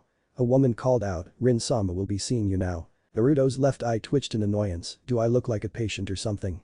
He mentally grumbled. As he walked through the double doors, the blonde came face to face with a rather beautiful woman. She had shoulder-trimmed brown hair and bright brown eyes. The woman was sitting down, looking quite relaxed despite being surrounded by several mountains of paperwork. Like most of the doctors in the hospital, she wore a long, white overcoat above her jounin vest, and on her forehead, she wore the traditional Konoha headband. Beside her desk, an average-sized looking purple dog slept peacefully. Sensei. Naruto said, must you treat me like some random patient? By the way, you aren't allowed to bring pets into the hospital. She looked at the animal sleep peacefully beside her leg, and smiled. Cha-chan must have snuck in again. Naruto rolled his eyes at the blatant lie, Rin then smiled kindly, and yes otherwise, you'll just be barging into my office like you own the hospital. Can't have that attitude now, can I? Naruto just grumbled incoherently. Rin just chuckled, anyways, I wanted to ask you one thing. Yes. I hear you've just been on a mission with Kashi. How is he? Naruto narrowed his eyes suspiciously, look, if you want to have a sexual relationship with him, leave me out of it. I don't need to hear about his sexual escapades with my boss every time we meet up every now and then. Rin looked briefly annoyed, it's not like that, idiot. She replied, he hasn't visited me in ages. She pouted at him. That's not my problem, hell if I know what that man does in his free time. Other than the obvious thing. They both thought, reminded of the Jounin's favorite book series. Seriously, this is why you called me up here? He seemed annoyed, go get a bird, paper and write the man a damn letter. Either way, the both of you need to get a damn room. The woman just let out an incredibly exaggerated sigh and looked at him with a hint of pity, something that annoyed him even further. Of course. I'll take your advice into serious consideration. She replied, anyways, I have something for you. She picked up a scroll from the side of her desk and threw it at him. Naruto opened the scroll and read the details of the patient, his eyes widening as he hit the bottom.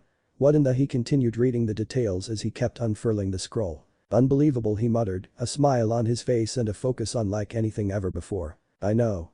Get on it. He nodded and left curtly, without looking back even once. As Rin looked back down to her paperwork, a bird fell down beside her open window. She went to go pick up the message tied on its leg. Down in meeting, guess I might get to catch up with the old dog after all. Later that day, the head of the hospital walked swiftly down the hallways, her white coat bellowing in her wake as she made her way to the Jounin command room.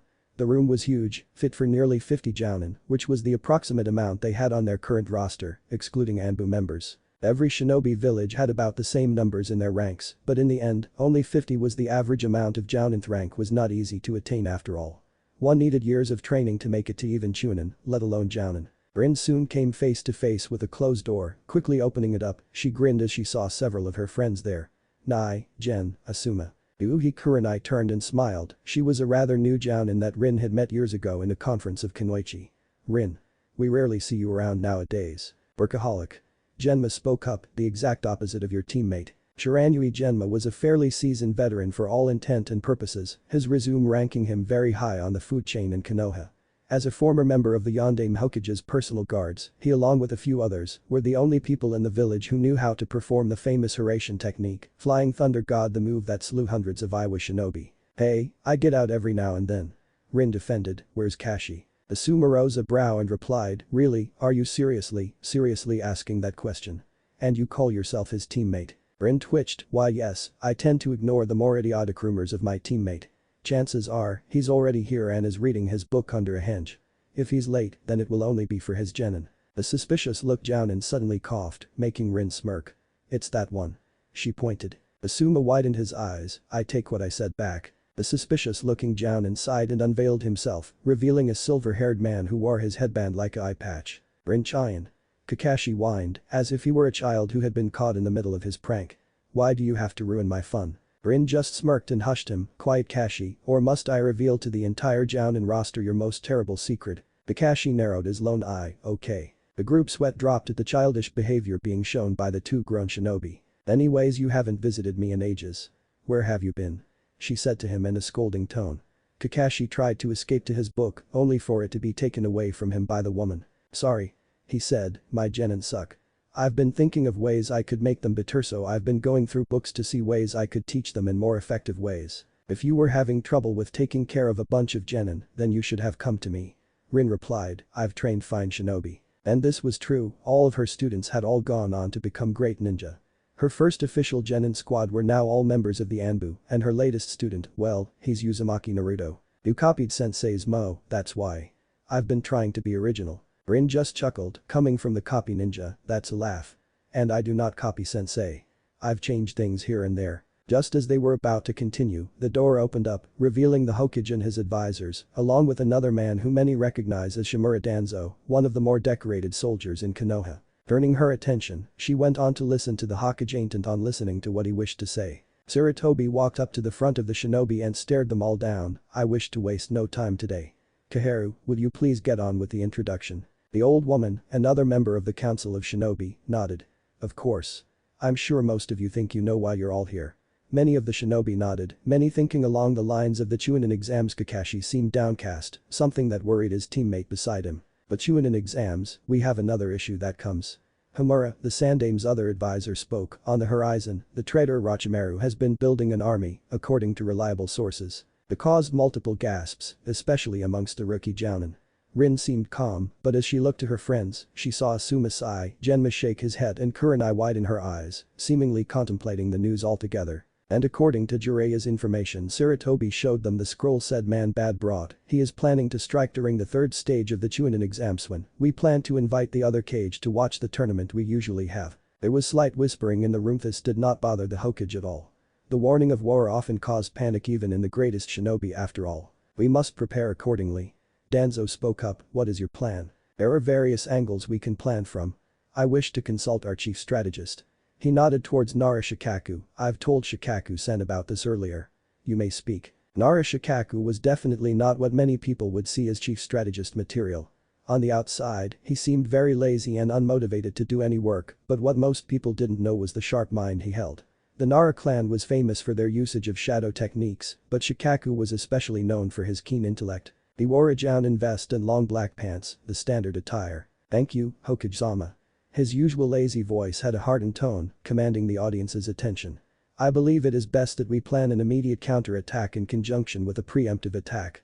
This way, the bat leaf this conflict escalates that far will turn to our favor.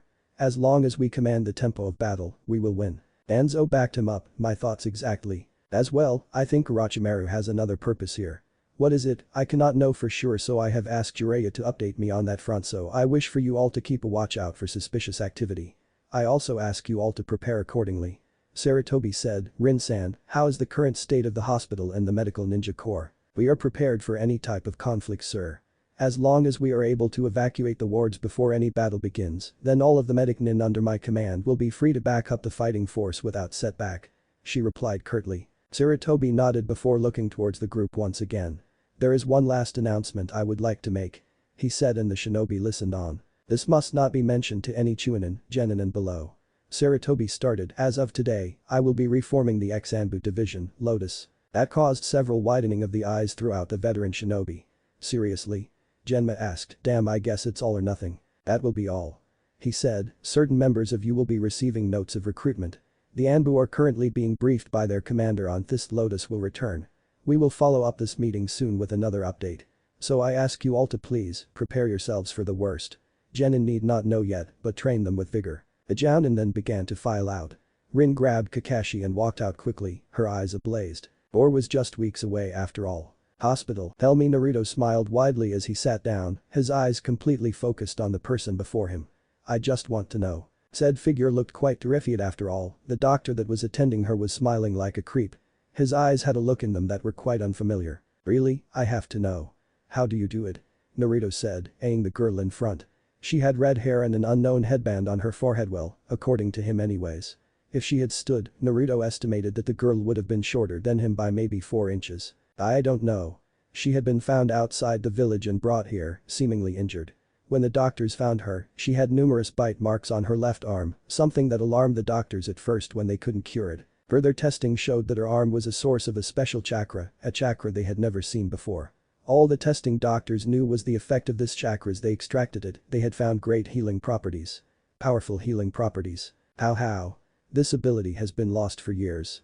The last known to have this sort of talent were the Uzumaki of Yuzushi Agakure. And they're all pretty much dead. Naruto said. What is your name? The red-headed girl looked at him, Karen, I think. And where are you from? Naruto prodded, I need a history.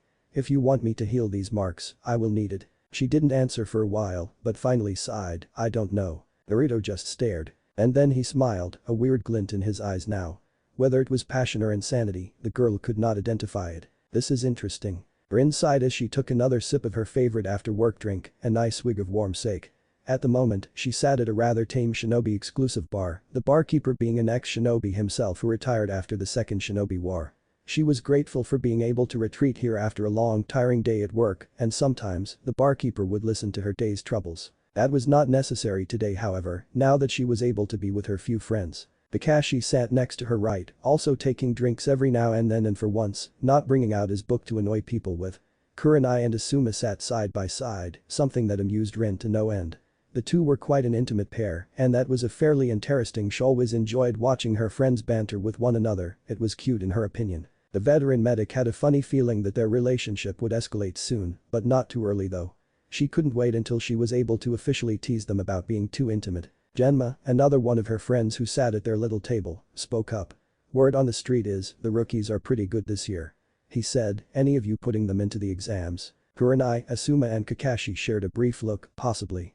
The upcoming thing Asuma said vaguely, not wanting to risk a Chunin or Genin overhearing, has me worried. I don't know if I should, they might be caught off guard.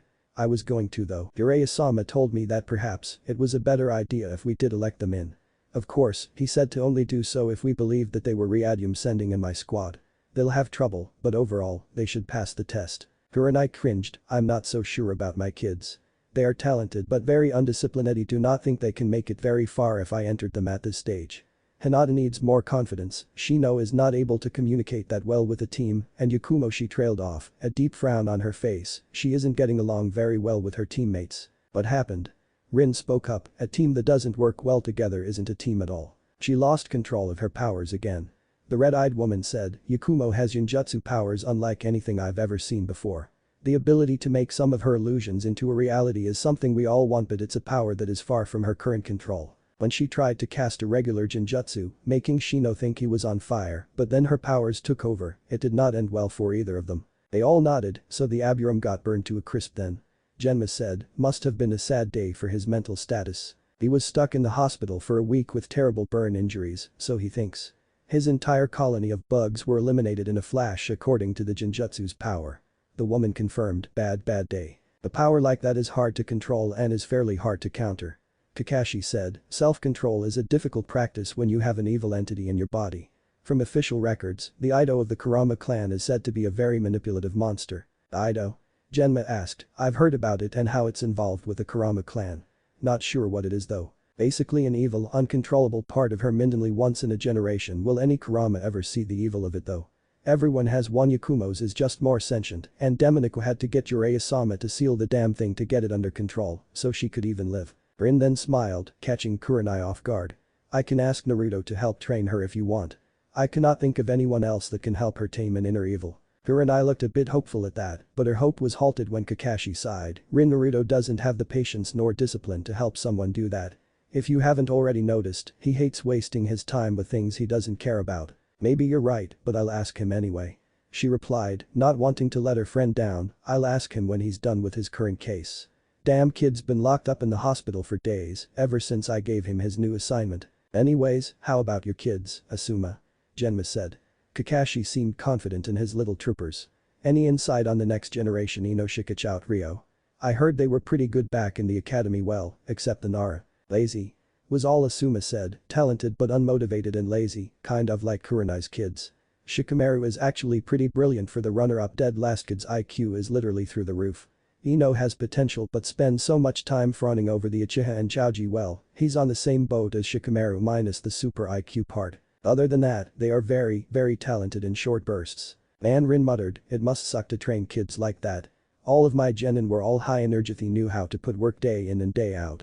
Guess I just got lucky then. They all looked at her with a sort of annoyance. Rin never failed to boast about her students. For years, she would talk on and on about how proud she was of her ability to train excellent and top-of-the-line ninja. Of course, it wasn't a bad thing to do at all. Rin just loved to shove it in their faces from time to time. After all, how many people got to say they trained one of the top medical prodigies in the world? You got lucky. Kakashi muttered, having great students doesn't make you a great teacher. With Naruto's Lin, Rin slapped the man's face, a look of warning in her eyes. Kakashi sighed, linked talents in multiple fields, of course he was bound to become a great shinobi. He is an amazing medic, fixed me up when I got this bad wound on my chest. Genma sighed, kind of an asshole though. No offense, Rin. She just laughed it off. Don't worry about it. The woman replied, her mood now solemn though. He's just had a hard time these past few years. Kid used to be so happy and carefree, but ever since that incident with his team, he's been down.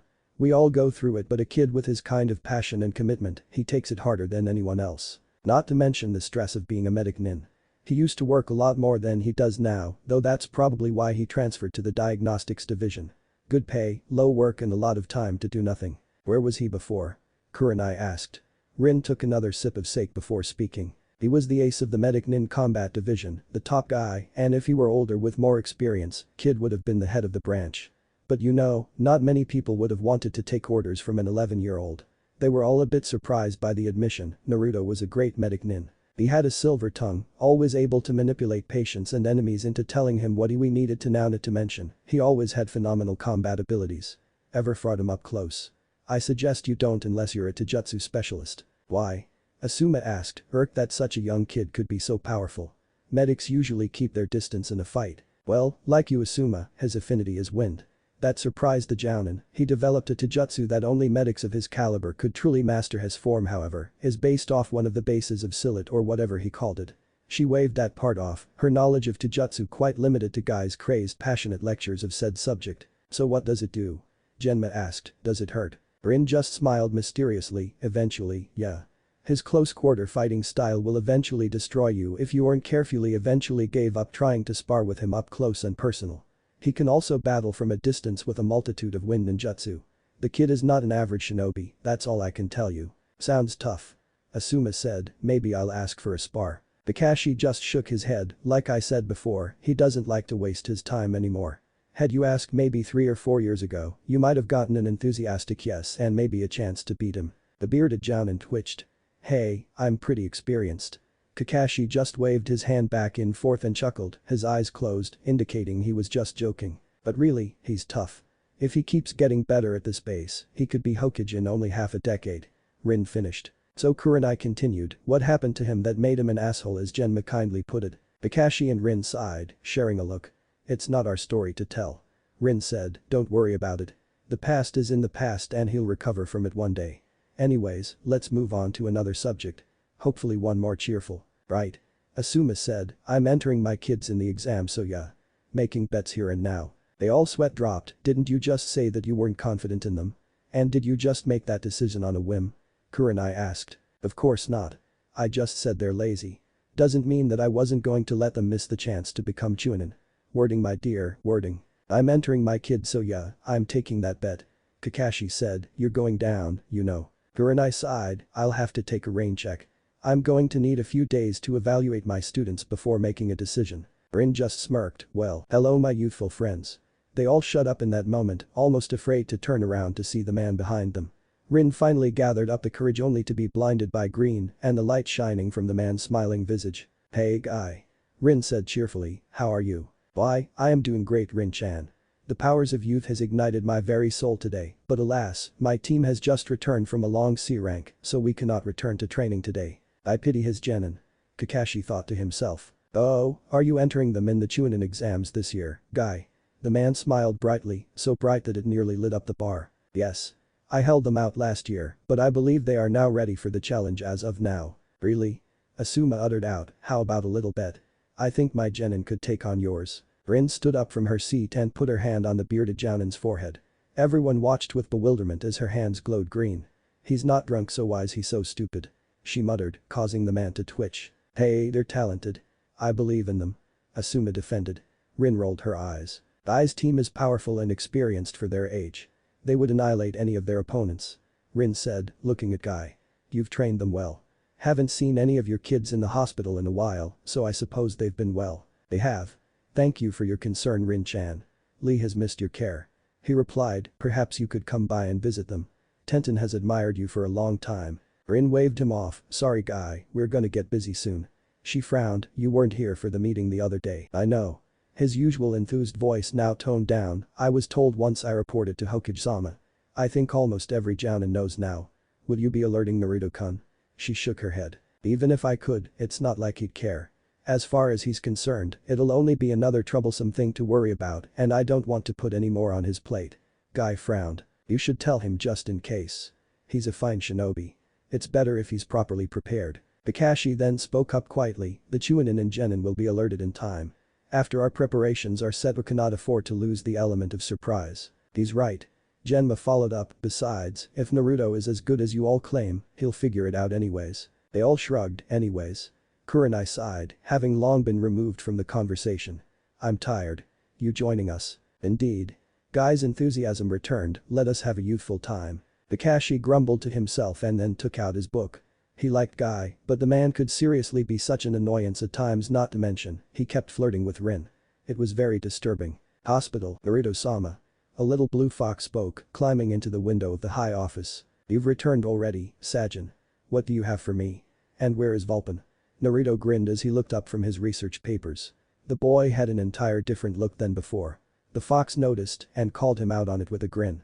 It wasn't often when he would see his boss in complete business mode. Glasses on, Naruto-sama. Must be a good case. Naruto just sighed and pushed up the said rectangle-shaped, unframed glasses to his eyes as it had been slipping off his face. Some of these files have small letters anyways, what do you have? Sajin. Sorry. Anyways, I got what you wanted and in record time. The fox carried a scroll with his tail. Jumping up to his master's desk, he neatly dropped it off before his eyes. I'll tell you boss, getting into Uzushiogakure was hard as hell. So many damn whirlpools everywhere and the bridge was messed up, it looked ready to collapse in seconds. Naruto nodded. Yes, I remember my short field training trip to Yuzu with Rin-sensei. It was a disaster. He replied, I didn't get the opportunity to truly check up on every artifact there, including the medical records. Hopefully, they were in good condition. The fox nodded, they were fine. It was hard to find the right files but I eventually got it from some really hidden tiles at the hospital. These are reports on specific branches of the former Uzumaki clan and the various individuals who had the ability to literally transfer their own chakra to heal someone without side effects.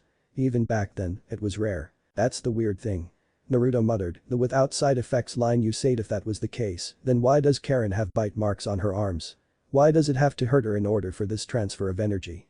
She's a natural sensor according to my last evaluation session with her, as well her chakra control must be fantastic. The fox shrugged, I don't know anything about the human body, Naruto-sama, don't ask me. The doctor rolled his eyes, I was talking to myself.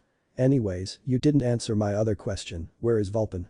Sajin shook his head. Akira-sama wanted a word with him. That was all Naruto needed to know. For almost half a decade, Naruto had held the Fox contract in his possession, and in that time, there always one iron rule that he knew that applied to all of the clan. And it was simple. Always answer to the boss. Summon Akira of the Moon, the Black Fox, the killer.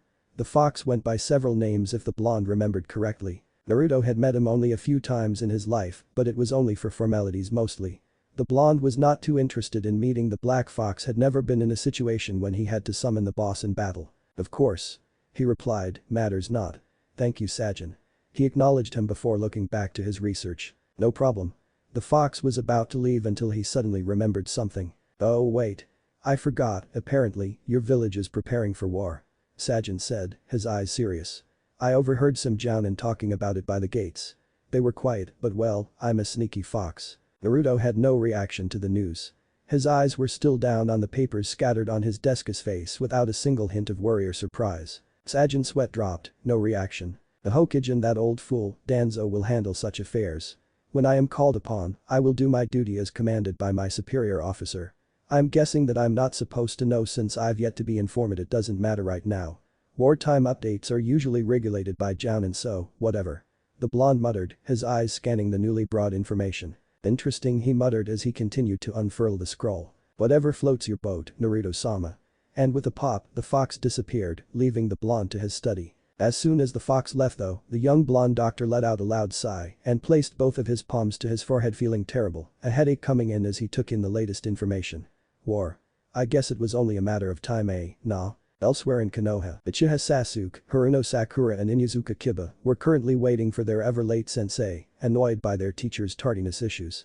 Just as Kiba looked like he was going to erupt into a temper, a poof of smoke appeared from behind him. You're late again, damn it. Kiba and Sakura yelled, what do you have to say for yourself? Here. Was all he said, gently placing 3 pieces of paper into their hands.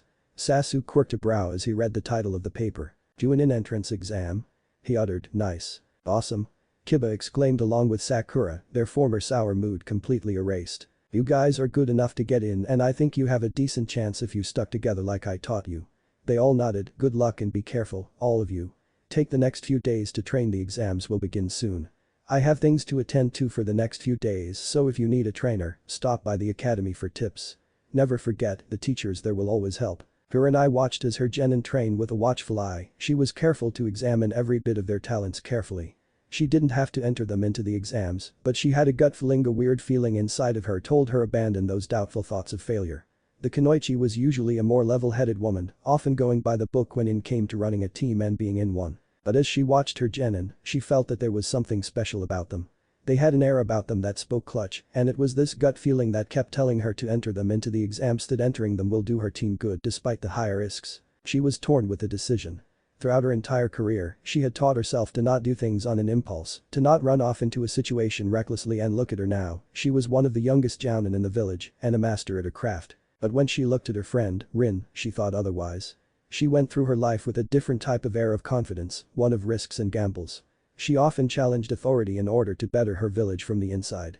She did not go by the book 100% of the time and often took risks in order to gain status. Kurenai admired the woman above all others, even Tsunade of the Sannin. And it was in that moment of revelation did she make her decision. No doubt in her mind, she would always remember the feelings she had today for years to come.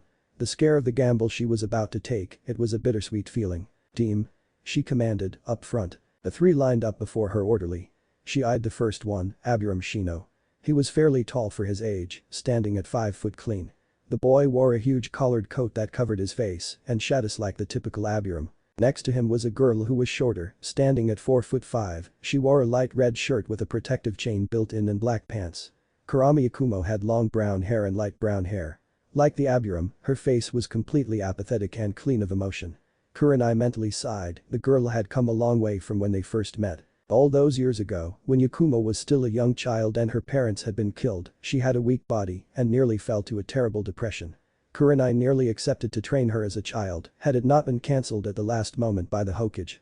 That was the last time Kurenai had seen her until the academy. The jounin didn't know what happened to her from then, but when she was old enough to enter the academy, the girl seemed much better in terms of physique and overall health. She was now confident and determined despite being fairly antisocial, the girl did not have many friends. Kurenai had yet to ask her of what happened, but figured she could wait until later when their relationship improved. Hyuga Hinata stood at 4 foot 4 inches, barely under the brunette beside her. She wore a modest sweater and black pants.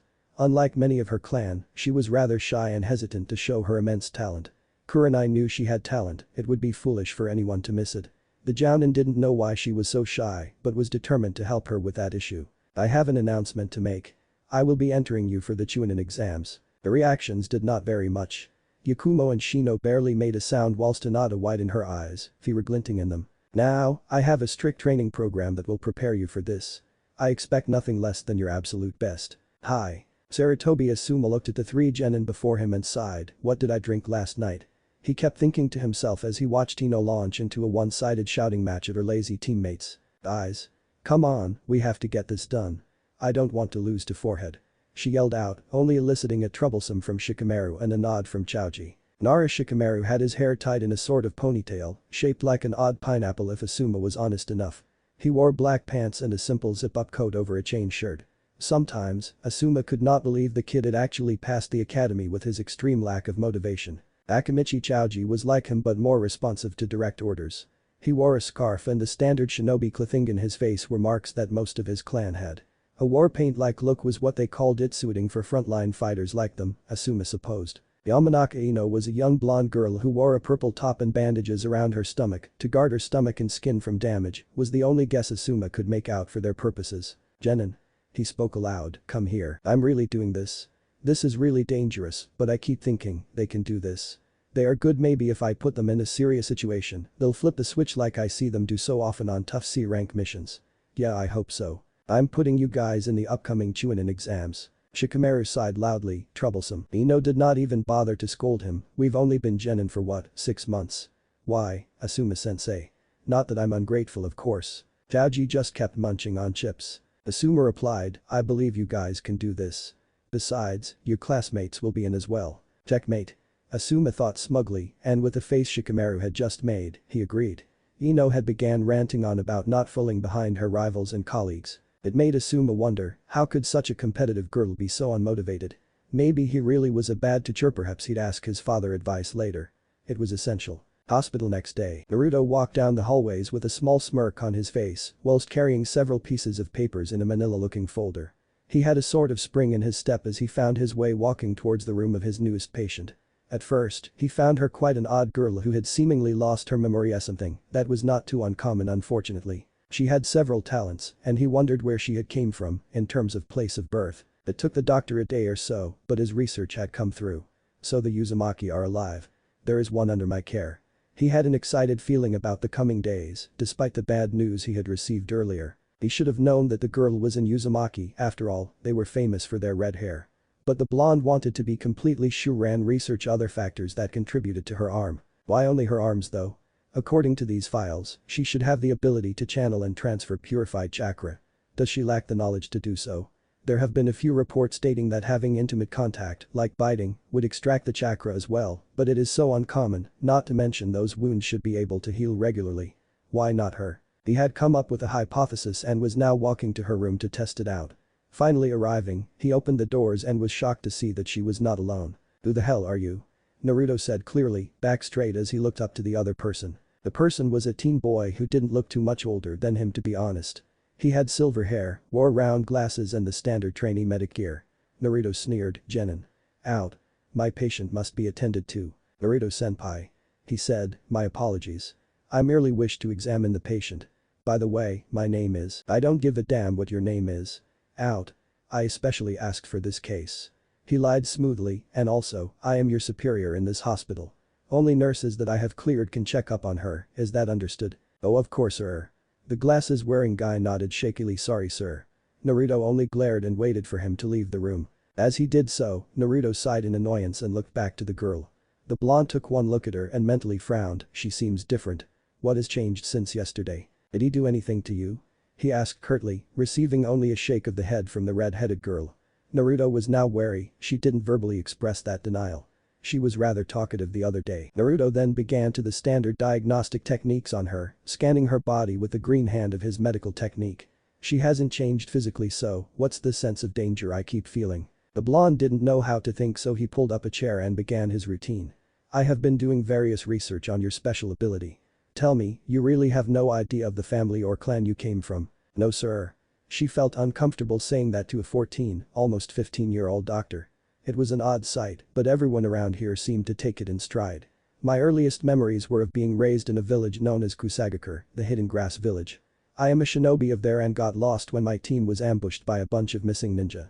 I had to flee. She said in a rehearsed tone, and the blonde caught it immediately. I don't know how I ended up here. She had no idea what happened to her the other day. Could she have regained her memories?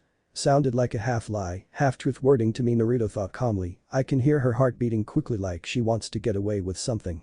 Perhaps I should bring Ibiki in here. No, I cannot be too sure. I need to know what's wrong with her abilities. This is too interesting, and it could help my personal research. Sir, can I go? Naruto was dumbfounded by the question. What? What do you mean? I'm feeling better now and I can move properly. So there is no need for me to be here. She said timidly. Naruto narrowed his eyes, anger making its way in. You are injured, I cannot allow a patient of mine to leave in your condition. Give me a few days and I can figure this all out. But that's not your decision. I'm fine. Really. Naruto looked like he wanted to explode with anger, scaring his patient with a glint in his eyes. I won't let you leave. He said in a deathly calm voice, you are not healed. Like I said. I'm fine. I can walk, run, quite. I know you're here for the Chunin exams, so I might as well heal your injuries. Will your teammates be coming soon? He asked. If so, I'll have someone send a missive to your village, confirming your safety. She nodded but hesitantly. I guess. Naruto then smiled. Excellent.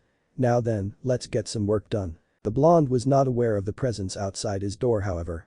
The boy with round glasses from before stood silently and listened in with his enhanced genetically improved hearing. His control was good enough to hide it from the young talented blonde doctor inside the room. So that is the medical prodigy, Uzumaki Naruto. The teenage-looking medic thought, a smirk suddenly coming to his face. Orochimaru-sama will be very interested in this one. And with that, he walked away with no one the wiser. Yakushi Kabuto did not make a single sound as he went to go meet up with his leader in secret. Do you understand your mission? Failure will not be acceptable. A man shrouded in darkness spoke calmly, his back turned from another figure who was kneeling in complete submission. He was sitting, his chair turned away to face the window, and was seemingly gazing upon the night. There were no stars in the night, only complete darkness, and it saddened him. His view was not pleasant. The kneeling figure responded curtly, hi. Konoha flashback, time. 0200. The lone boy watched a red-colored light on the wall of the emergency room in solemn silence, his eyes filled with anxiety and anticipation among other things that he felt in his body. He did not like the feeling of being forced to sit outside, useless and powerless to help them on the inside. For the past several hours, there were many things going through his mind, many scenarios he had replayed over and over again, until his head started to burst in frustration. Are you alright? A voice spoke up next to him. The boy cursed mentally, he couldn't believe he had allowed someone to sneak up on him, while lost in the fury of his thoughts. That was a dumb question, I'm sorry. What do you want, Kakashi? The boy's voice was broken, he could barely look up to the silver-haired man beside him. Don't you have missing ninja to hunt down or something? Maybe even a mission to go help a rebellion overthrow a dictator? Or hell, don't you Anbu operatives participate in the honorable job of protecting our Hokage? Why are you here? Hardly as important as coming here to check up on you. The tall Jounin was then silent for a moment after the opening comment, as if contemplating what he was going to say after that. It's difficult, I understand. The blonde did not answer, his gaze was still piercing the door to surgery. Naruto. Kakashi spoke, his voice laced with sadness and grief for his friend and in a way, his little brother. The boy had been the son of his sensei after all, the two had been close throughout his entire life. Ever since Naruto could walk and talk, Kakashi was always there as a brother and a friend always supporting him. Kakashi could see the grief in his eyes, in his heart. It's alright. He tried to reassure him. Alright. Naruto responded quietly, but the Jounin could hear the pain it held, the grief he was currently suppressing. Standing outside powerless to help. It may be alright with you, but it's definitely not alright with me. Flashback end. Hospital 2200. There was a modest knock on the door. Naruto opened a single eye and realized he had been asleep for the first time today, since yesterday, something he'd been doing often for multiple reasons. Sighing, he looked up to the clock in his office to check the time of day. It was already evening, the sun had long fallen, and the night had risen along with the village lights. Who is it? He said tiredly, read the sign on the duri, don't take appointments after 9. Go away. Well, since you don't have any appointments right now. A female voice said with an amused tone, causing the resident blonde to sigh and roll his eyes. The door opened and he was once again face to face with his master and friend, Rin. Rin-sensei. Don't you usually go home at this time of day? Naruto asked calmly. It's unusual that you are up at this time. Rin observed her student openly. The boy looked tired beyond reason, his white coat off and on the side of his desk, and Chunin Vest Undana also seemed to be sweating fairly bad. How funny coming from you, Mr. I work from 9 to 5. She replied cheekily, warm in here. Naruto nodded, a slight scowl in his face. Humid. I hate it, reminds me of Kiri and Yuzu. You always hated humid nights when you were a kid. Need help sleeping? The blonde quirked a single brow, are you suggesting I take sleeping pills? He asked. The girl then chuckled, no, but I can hook you up with one of my girlfriends, she's pretty cute if you catch my drift. Naruto's sweat dropped and had no reply. What was up with his friends and sexual innuendos? Oh, I was just teasing. Rin then settled for a more serious topic, how's the case? Reaching to the side of his desk, Naruto pulled out a single folder and offered it to his boss. From what I've discovered in these recent days, I believe she has genetic modifications done to her body, probably internally. This is the reason why our standard healing routine has had little effect on her when she was first checked in here. The standard medics aren't well versed in identifying these types of abnormalities. There is some kind of leech inside of her that is living off of her chakra. I'm scheduling a surgery tomorrow to see if we can find it. He finished with a yawn. Rin scanned the folder, it could be a seal.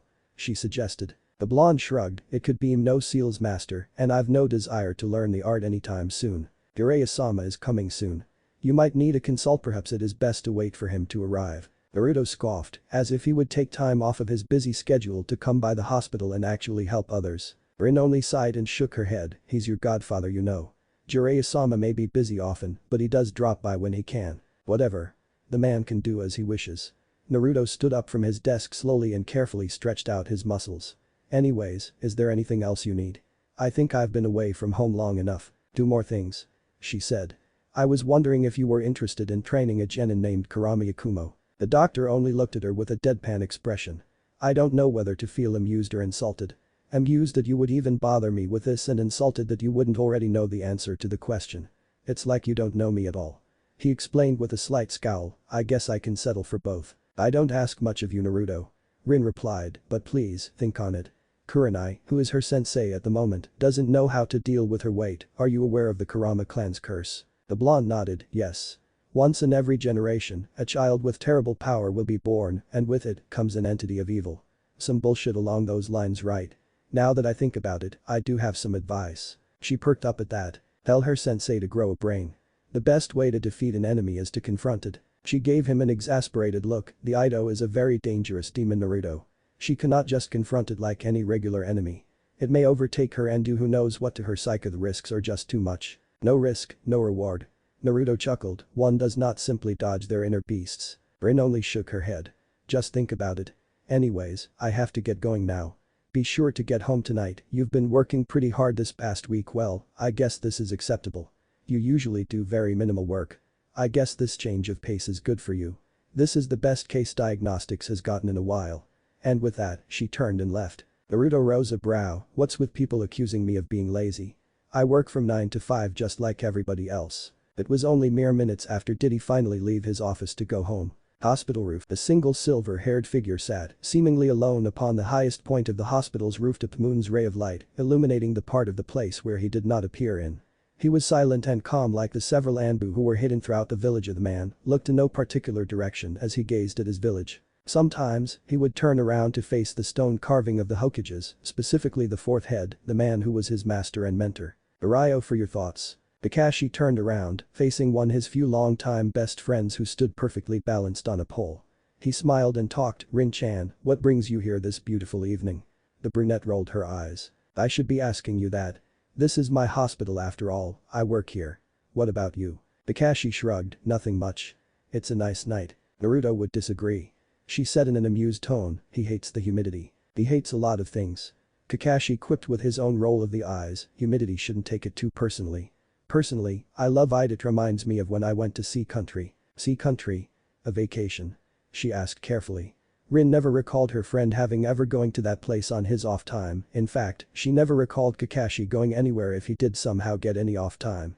Being a shinobi was a difficult occupation after all, they worked long and sometimes, even random hours, depending on the missions they accepted. No, it was a classified S-rank assassination mission.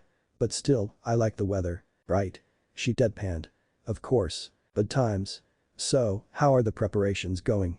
Hokage-sama has been asking for daily updates of anything suspicious and well, most bad things happen at night anyways. I'm having the majority of the staff secretly prepare tunnels leading to the Safizan. So when the battle comes, they can be evacuated almost immediately. She replied, it's gonna be a tough battle. Never thought I'd live to see the day this village is directly attacked by another nation. Me neither. Kakashi said, it's unfortunate but life just sucks I guess. She mentally agreed and sighed. For several moments from then, they just stayed in companionable silence and stared off into the village, taking in its whole with their single gaze. It was not an uncomfortable silence, the feeling of nostalgia fitting more than any other if Kakashi had thought about it. Just like old times, huh? The three of us just standing around and doing nothing. Rin said with a sad smile. Kakashi just chuckled, yeah, waiting for the fourth member. His voice had a leak-up unveiled grief. She turned around slightly to gaze upon the stone face of her late master and friend. I never liked the way they carved his face. He looks too serious. Minato-sensei was always more laid back and gentle. They made him look like a sort of intimidating figure on this wall. That's kind of the point, you know.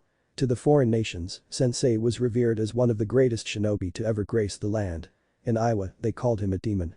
Kakashi replied. True, they may have called him that over there, but here, he was just a mono-leader, a hero, a teacher, a husband and a father. She trailed off with a sigh, a good man. That's the world we live in. Unlucky and cruel. Kakashi replied bitterly, if I had it my way, this eye, he touched the headband that covered his famous Sharingan, would be where it belonged. Rin just looked at him with a saddened visage. Ka. Seemingly out of the nowhere, an explosion rocked the side of the village. The reaction was massive, a terrible tremor could be felt all the way from their location. Widening their eyes, the two shinobi immediately leapt off the high roof and landed smoothly on another building. They then began roof hopping towards the explosion. What the was that? Rin exclaimed loudly, are they attacking already? No, it can't be. Jiraiya-sama was sure the first strike would happen during the exams, which is whole a week from now. Kakashi said, wait, that's coming from Naruto's house. Shocked, Rin began to speed up. No, who would unless they know his, she asked herself silently. No, that's impossible. The secret has been kept for years. Now of all times. Hatching on to her thought process, Kakashi disagreed. We're dealing with Orochimaru here. He knows the secret and certainly, he'll do anything for an edge. He's the only one who could let out the leak. Damn. She muttered angrily, speeding up to the direction of her student's house. Damn that snake. Moments earlier, Naruto's residence. Naruto slowly walked down the empty street, tired from his continuous tenure of work in the hospital office. He tiredly approached his home with more than a few yawns. It was a rather modest one-layer building that had no special design or color, just a simple veil of white and a blue roof, all of this, complete with a simple yard and miniature garden on the outside of it. Overall, it was just like any other house. As the blonde gripped the door handle, he seemed to pause for a split second before opening the door. The inside of his house, like the outside, was very much clean-cut. The walls and floor were made of a rich light brown wood. It was stainless and smooth, the floor had no sharp breaks or cracks at all. The living room, however, had a plethora of different things. On the side, next to a window, was a large piano with a pot of sake on its top, looking rather untouched. He also had 4 couches and a single, large coffee table on the other side of the room. Naruto walked to the kitchen and opened one of many cabinets only to narrow his eyes as he looked at the arrangement. Can't believe I ran out of beef ramen, he muttered to himself, an irritated tone in his voice. Need to pick up some, getting tired of chicken every night. The blonde sighed and took out a bowl, milk and settled for cereal at night. As this was happening, an invisible and silent figure approached him from behind, given up by a small shadow that he created. Sneaking up behind the blonde, the figure drew a dagger and struck at the doctor without mercy in his stroke. This was all in vain as the target disappeared. The figure widened his eyes and jumped back only to hear a mocking laughter far to his side. Next time, leave the ramen alone. Naruto laughed, I can only guess what you've been doing around my house. But really, how dare you touch my supply of ramen? I ordered it all the way from Sea Country. Do you have any idea how expensive those are? My entire stock probably has more value than your house. Die. The assassin roared in anger, Doten. Iwa no Kajeki, rock attack. Punch his arms in the direction of the blonde, he launched several sharpened rocks to strike at him, also coming from the ground. Naruto grinned and dodged the attack smoothly and zigzagged right into the opponent's inner space. The blonde punched him hard in the ribs, but widened his eyes as the assassin didn't seem affected in the least bit. The man responded with a sharp kick, and although the blonde Konoha managed to block the hit, it launched him back and through his kitchen wall, into his living room. What kind of armor was that? It was like punching a rock, Naruto uttered, quickly regaining his balance. "Aw man, my wall is gone. Oten. Nami-Agisoku, armor of earth." The assassin said aloud, revealing the rock-hard armor covering the majority of his body, except his face. "You should be more tight-lipped on your abilities, Uzumaki Naruto. Of course, it is no surprise. A child like you is often prone to boasting their weaknesses." He sneered at the doctor. "Heh, I only do that so people would leave me alone. A good show of intimidation is good to strike doubt into the enemy," Naruto responded. "Of course, the consequences can be dealt with. If I know that you know my specialty, then I can counter effectively. In other words, you are the fool for letting me know that you know my techniques. Not that I need anything new, you have several openings I can take advantage of." He smiled, "Knowledge is important, but it matters little when I outclass you in every single aspect as a shinobi." The assassin twitched in annoyance. "Damn you, bastard." He held his dagger and began swiping at him. Although he was not wild, the man was not completely refined in his art. Dodging the attacks with a smile, Naruto moved with a grace that was unlike his current opponent, who was bold and rough. Seeing a wide swing, Naruto ducked the attack and landed an electrically charged uppercut to the assassin. Taking advantage of the man's temporary paralysis, Naruto pulled back his left arm and gathered chakra into his palms. A Sengen, spiraling sphere. A swirling ball of pure chakra formed in his hands. He landed the ball of condensed chakra into the opponent's stomach, piercing, shredding through the armor of earth with absolute ease. The attack launched him back into the wall, knocking him out cold. The assassin began spitting blood violently from his mouth. "Just because you know how to minimize my attacks doesn't mean I can't hit from an angle. You must be one of those weaker assassins that nobody cares about." He mocked lightly. And that was when it hit him. "Wait, maybe you really are someone nobody cares about." Shit. He ran to the knocked-out shinobi, and on his way, his peripheral vision caught sight of an ill-placed explosive note. "Oh shit." And it was a few seconds later did his house explode into fire. "Outside, Naruto!" Rin exclaimed, landing at the spot of the explosion. "Naruto. Where are you?" Kakashi closed his eyes. "I smell his scent everywhere, but where is he though?" He muttered, watching as several shinobi landed in the area of them, looking wary. Though he did catch sight of several amusing things, one such as Asuma's pajamas and Kurenai, who landed right next to him, both looking severely annoyed and cautious. "What the hell is going on here?" a loud female voice yelled.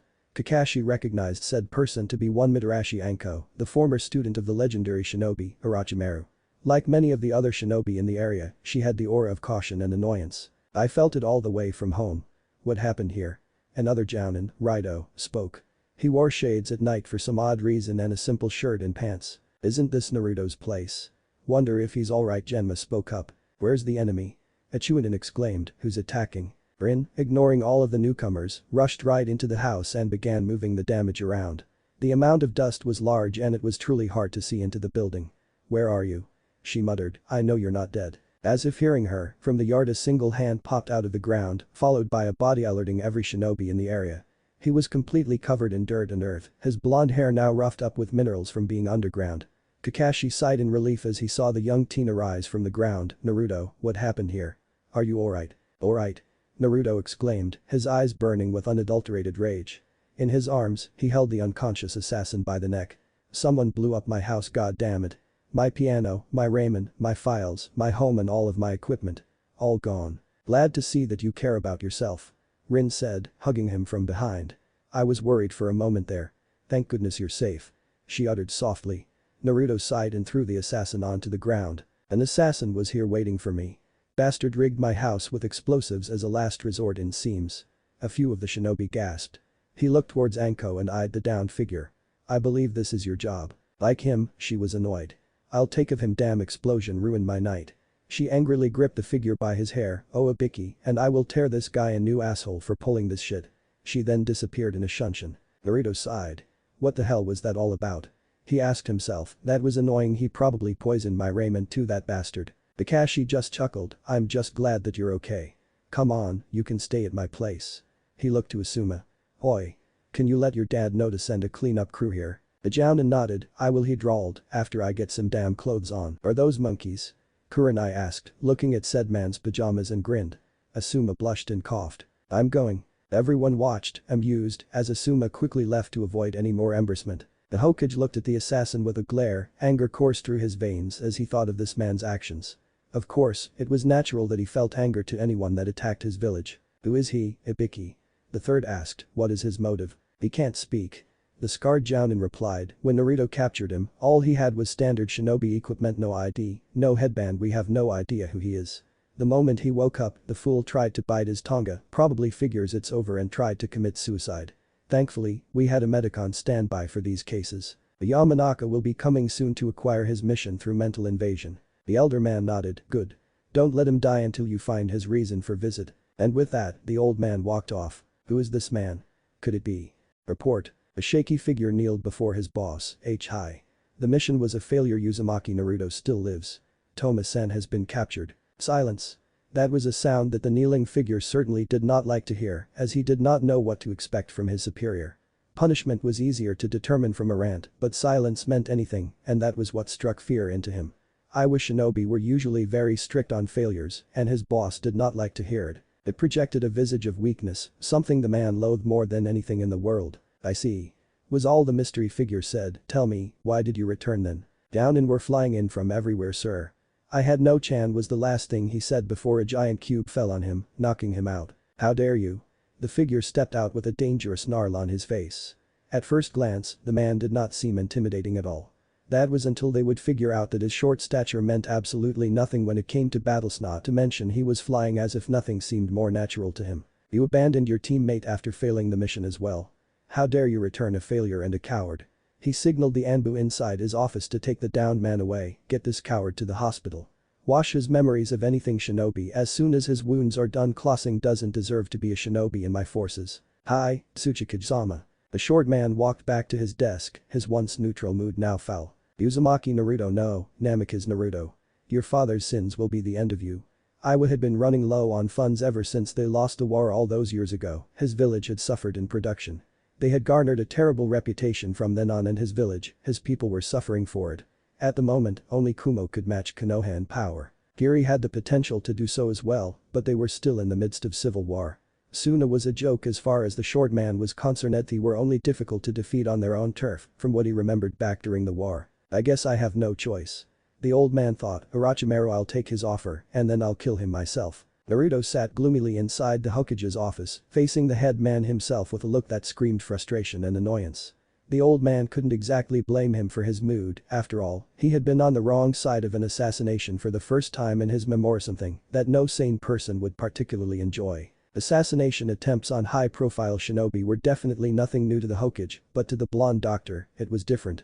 He was still a rather young man and had lived in a relatively peaceful era, complete contrast to the life Hiruzen lived. I understand that you're angry. Hiruzen said, rubbing his temples, but we need to discuss your security. Naruto scoffed, no offense, Hokage-sama, but I don't require any security, seeing as how the assassin managed to get past the Anbu stationed in my neighborhood so easily. What I require is compensation for my home and damaged goods. I had years of research and files in that house.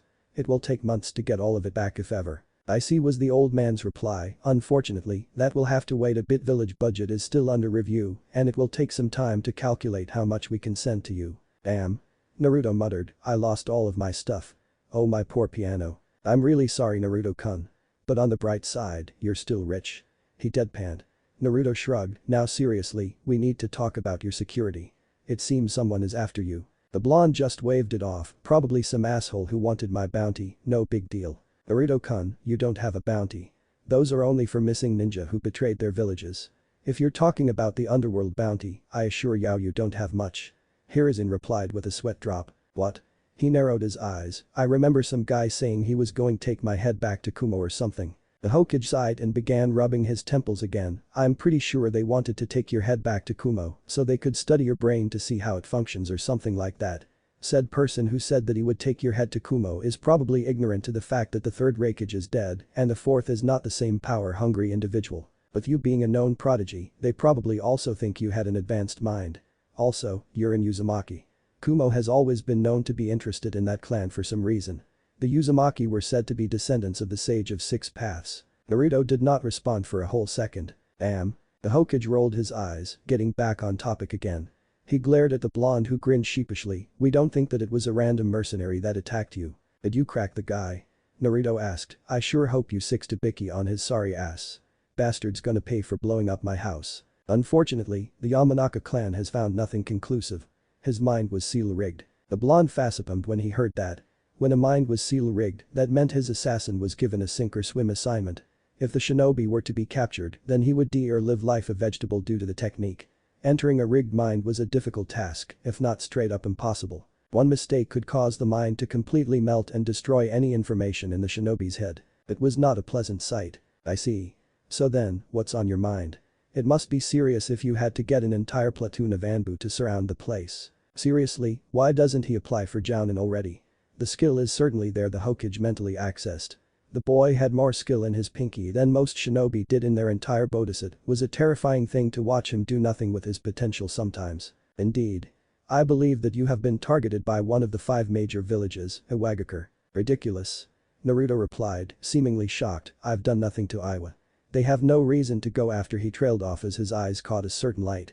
Following his brief moment of distraction, he came to face with a portrait of his 5th Erevan smiling. The 4th Hokage seemed to radiate an image of intimidation. Naruto didn't know if it was because he knew of the history behind the man's legendary butchering of Iwa or if his father really was just that awesome. I see. Naruto said, scratching his chin. How many people could have told them? Orochimaru knew for sure Ran could have let out the leak. Was the reply, but let's face it, you look just like him. The 3rd Hokage said, eyeing the portrait momentarily. They will not stop until you are dead. They will take your head and put it on a pike to display in their village. The blonde nodded, I understand, but I still don't need security. I can take of myself just fine, thank you. Naruto-kun, I can spare an entire platoon of Anbu just for your protection detail. Don't be so foolish in this decision, please. The old man insisted, one of the 5 great villages is after your head, just you. They were then silent for several moments. The Hokage's face was grim and desperate, the blonde's was calm and calculative.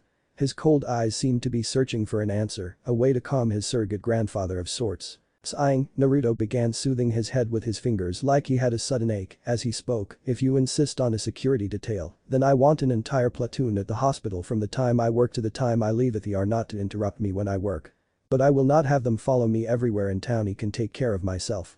The old man seemed appeased, although he was not happy. Besides, I'm staying at Kakashi's place. It's not like anything bad can happen there. Very well. Was the tired answer, I will get it done. Naruto nodded, is there anything else? The old man shook his head, well, I have to get back to work. By your leave. Dismissed. Elsewhere, so we have a deal. Kukikaha. Sickening laughter rang in the small cave these 2 figures stood in, excellent. Now, it shall be 1 on 3. You managed to get Suna to cooperate. An old gruff voice replied, I wonder how you got that to work out. That fool, Kinsu, is as stubborn as a mule when it comes to allying with others. I just wish I could see old Sarutobi's face when he finds out that Suna has betrayed his precious village. Ryotenbin no Inoki stood, his was back crooked and stiff as he faced the much taller man.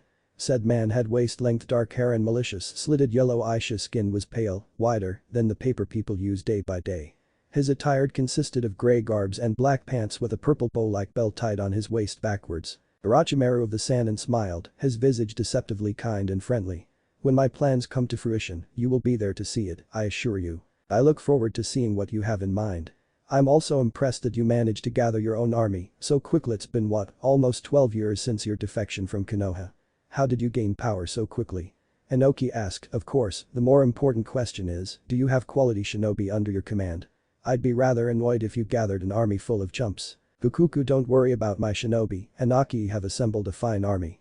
The Sannin smirked, I will be bringing 2 of my very best generals to battle, along with 4 of my other elite shinobi. That's it. You speak as if you have other powerful shinobi. If you are holding out on your full power, then why should I help you? I'm not a big enough fool to bring out 100% of my forces into one strike. Chances are Konoha will repel our initial attack and then we will be forced to flee. The elder shinobi raised a brow. Then why would you attack if you are willing to admit such a thing? Do the lives of your men mean nothing to you? Because the pale man smirked, the ultimate goal of this plan is to assassinate the Hokage and to launch a powerful preemptive attack that will lower their morale in the long term. No doubt, Konoha will find a way to overcome our initial strike. He sighed, this will not be a short war, Inoki. Despite the loss of the Uchiha clan all those years ago, they are still the greatest of the 5. If they could survive the Kyuubi's rampage all those years ago, then this will hardly be a challenge to overcome, I suppose, Inoki said, but it will still be a wonderful chance to annihilate them once and for all. If everything goes perfectly, then yes, Konoha will be wiped from the face of this world. Orochimaru said, but with their power, I doubt that our elites can match theirs. If Uraya appears, then we will have trouble. As much as I hate to admit it, my old friend is rather formidable these days. They also have other powerful shinobi as well," said the cage, Sharingan Kakashi and the White Witch Rin among them if I remember correctly. "Oh you old fool, you have no idea just how powerful they all are," Orochimaru thought with a mental frown. "We'll be in trouble if the old man manages to call in Tsunade, as if they didn't already have enough powerful medics." "Indeed," the pale man replied. "Now then, I must ask, what are you going to do about Kumo?" The short man scratched his chin speculatively. "The Yondaime is not as big a warmonger as his father was, I believe. I've heard rumors that he actually wants to make peace with Konoha." The disgust was clear in his tone. "He must be as stupid as he looks. I'm unsure of how to approach him at the time being." Orochimaru admitted, "I was hoping he would stay neutral during the affair, but it looks like we've no choice but to come up with a contingency plan for him. Any rough ideas?" The Sannin frowned slightly, but as if a light bulb lit up in his mind, it slowly curled up into a grin. "I have a few, but first, I must evaluate his resolve. Elsewhere, the exam starts soon." Naruto pretended not to care about her exam. "Quiet, you just got out of surgery, you shouldn't be speaking yet and waste energy." Perrin sighed and only shook her head as she laid back into her soft bed. The doctor had been working non-stop on her arms to see if he could cure it. It resulted in her thinking he almost seemed obsessed with her. It's not that she wasn't touched by the gesture, in fact, she was awed by his dedication and passion for the art of medicine. "Will I be good to go before tomorrow then?" Naruto sighed in exasperation. "It's important. It's not just about me, you know me teammates will be disqualified if I don't show up. We have to meet up tomorrow to discuss strategy and stuff." Naruto scoffed, as if they had any idea what the exams were about anyways. "If they care more about passing a stupid Chunin exams more than your health, then they're trash." He replied conversationally, "True teammates should be like family, take care of one another, as if they were related by blood. I didn't think someone like you would be some compassionate, you know, they say that you are always so cold to others." She quipped, "Why do I see a different side? Someone said that about me?" He scowled, "Was it Shin?" "Gah, I knew he didn't like me." She giggled at his response, making him grin slightly himself. Anyways, Karen carefully positioned her glasses. "Will I be ready for tomorrow?" "You're so annoying," he started to say, only to stop as she gave him a sharp look. "If I cannot figure it out by tomorrow morning, then we will discharge you," he sighed softly. "I'll forward my notes and research to your doctor at Kusa when the time comes. If I had it my way, I would have you stay here for the duration of the exam until I can fix your arm. But according to foreign policy, I cannot force you to miss an exam unless it's an immediate life-threatening injury." She narrowed her eyes. "You wouldn't purposely give me a life-threatening injury to force me to stay here, would you?" Naruto didn't answer for several long moments. His face seemed conflicted and amused at the same time. She widened her eyes and was about to exclaim something, but was stopped when the blonde elicited a chuckle. "I wouldn't do that," he replied, "too many skilled Anbu around here." She sweat dropped at his seemingly honest response. "Right." They then sat in silence for several moments until the doctor began talking again. "Go to sleep. I'll be back tonight to try more things, and that'll be the last time you will have to see me if I cannot find out what's wrong with you. You'd better hope your doctor had Kusa as good because this could be anything." "Can you put me to sleep, sensei?" she asked. "I've been sleeping a lot lately, it's hard to do so on my own." The blonde rolled his eyes. "Fine." He formed two hand seals and then placed his palms on her forehead. "Naru no Jutsu, sleep technique." Perrin began to get drowsy and yawned. "Before you go, are you really my family?" "That's what people have been saying around here, you know, something about you only being so obsessed with my case because you might have found a long-lost relative. Your name is Uzumaki, right?" He nodded. "So am I?" she asked, her voice was softer than any time the doctor had remembered. Naruto's face was calm. "You are definitely in Uzumaki, and yes, we are relatives," was his only reply as she fell asleep. With that, he then stalked quietly out of the room and went on to continue his week-long research. The next day, in the end, Naruto failed to beat the time limit he was given by his superior. Karen had been let go the very next morning to go meet up with her team, who insisted that she leave, seeing as how she could perform actively. The blonde doctor did not show up for the official discharge of the girl, much to her gloom. Rin found herself walking up to her student's office with a strange and intimidating apathetic look on her face. No nurse dared stand in her way as she marched swiftly and silently to his door. On she arrived, Rin immediately spoke with a tone of annoyance. "You're an idiot." Naruto looked up and narrowed his eyes at her, tilting his head slightly back down. She completely ignored the game board he was currently sharing with a blue fox, something that was not entirely an odd sight to her. "Put the game away, we have to talk." Sajin looked to his boss. "I think she's mad at you." He stage whispered comically, "What did you do?" "I believe Naruto-sama has done nothing," Vulpin said with his usual insightful tone, "which is most likely the problem." "Let's go, Sajin, I'm not in the mood to watch Naruto-sama get torn apart by the scary woman." And with that, the red fox disappeared in a wisp of smoke, followed by his partner who had been chuckling for a few seconds. "What the hell, sensei? I was winning for the first time in years." He exclaimed, "It's hard to beat a fox at Kitsune Scramble." "Shut up. Why didn't you go to see her off?" she asked, scratching her head slightly. "This might be the last time you ever get to meet another Uzumaki." Naruto scoffed, "TCH, I don't want to see the result of my failure, sensei. I failed to cure her, and I can't even chop her arm off secretly to force her to stay here." Ignoring that last repulsive sentence, Rin sighed, "I know that this case meant a lot to you. I knew that it would interest you, not just medically but emotionally. You didn't think that I would recognize her shade of red hair. Kushina-sama had the exact same color. I gave you this case so you could attach yourself with another member of your family, not to run away at the last moment." Naruto growled slightly but said nothing, allowing his master to continue. "This case was extraordinarily difficult and the time limit I gave you was unfair, I realize that. But this is about more than just her condition, she was your family for goodness sake. You didn't see the look on her face when you didn't even show up to say goodbye. Karin was hurt. I thought the poor girl was gonna cry her eyes out." She ranted on, "Do you know what she must feel like right now? Perhaps the only other member of her family didn't even care enough to show up to say a small bye, nice to meet Yano, you didn't even give her that respect." Naruto did not answer. "Do you even care anymore, Naruto?" Rin asked, a hint of repressed sorrow in her voice. "When you were 9 I told you about your family and how much I loved and respected them as if they were my own parents. When you were 4, the time you disappeared from the orphanage and we couldn't find you have no idea just how terrified I was when the Hokage told me." Her voice cracked slightly, "I was part of the search team to find you along with Kashi. We spent months looking for any sign of you. Konoha is a huge village, you could have been anywhere." She continued on, "And then you were found a couple years later. I was so relieved to hear Id cried so much that day. I promised myself that I wouldn't let you go like that again. I told myself that I wouldn't let you down like that ever again, so when I told you stories of your family, I found myself wanting to find your family just as much as you did. I begged the Hokage and the council to make you my apprentice so I could teach you everything I know. It was against protocol because you were supposed to become a part of another squad, but we worked it all out. Everything went perfectly for a long time after that. But it all changed that night, didn't it?" She almost didn't realize that the moist in her eyes were rising quickly. Rin rubbed her eyes. "When Naomi was killed." "Enough, don't speak that name." Naruto suddenly said, "I know. We have to talk about this. I've left you to your own devices for nearly 3 years now and you've changed for the worse, I'm afraid. It was my mistake to think that you could handle the grief alone when you insisted that we drop the topic. I should have forced you to talk about it all those years ago. After all, one does not simply dodge their inner beasts, right?" "Quite." He snapped angrily, "How dare you turn my own words against me? I've had enough of this." He looked to stand up and leave, but was stopped when he felt his body suddenly seize and stop.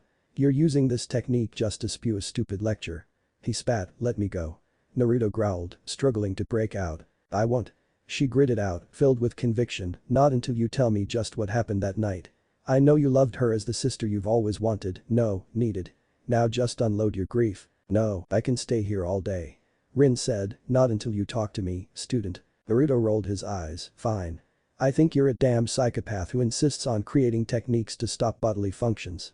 Now, let go of me. You used to be so nice to me, you know." She replied cheekily, "Always so grateful for each lesson given, always so proactive with your training. Now look at you, a shadow of your former self. You may have become stronger over the years, something that happens naturally seeing as how you age, but you are far too inexperienced to break out of this technique. Powerful medic or not, this technique has won me many battles. It is also the reason why you're still single." He quipped. Ignoring him, she continued. "I also happen to know that you'd never break your one rule because that's the only way you'll be able to escape this." "I'm considering it." Naruto admitted, "This is uncomfortable." "Tough. Now then talk." Naruto didn't answer for a long time after that. After 15 minutes, he just gave up his futile struggle, knowing the only way to break her technique was to use the Kyuubi's chakra. Rin just continued to give him gaze that he hated with all his heart, one of fierce compassion and affection. It reminded him of Naomi and how she would always give him those exact same icy eyes that were now dead and buried beneath the earth.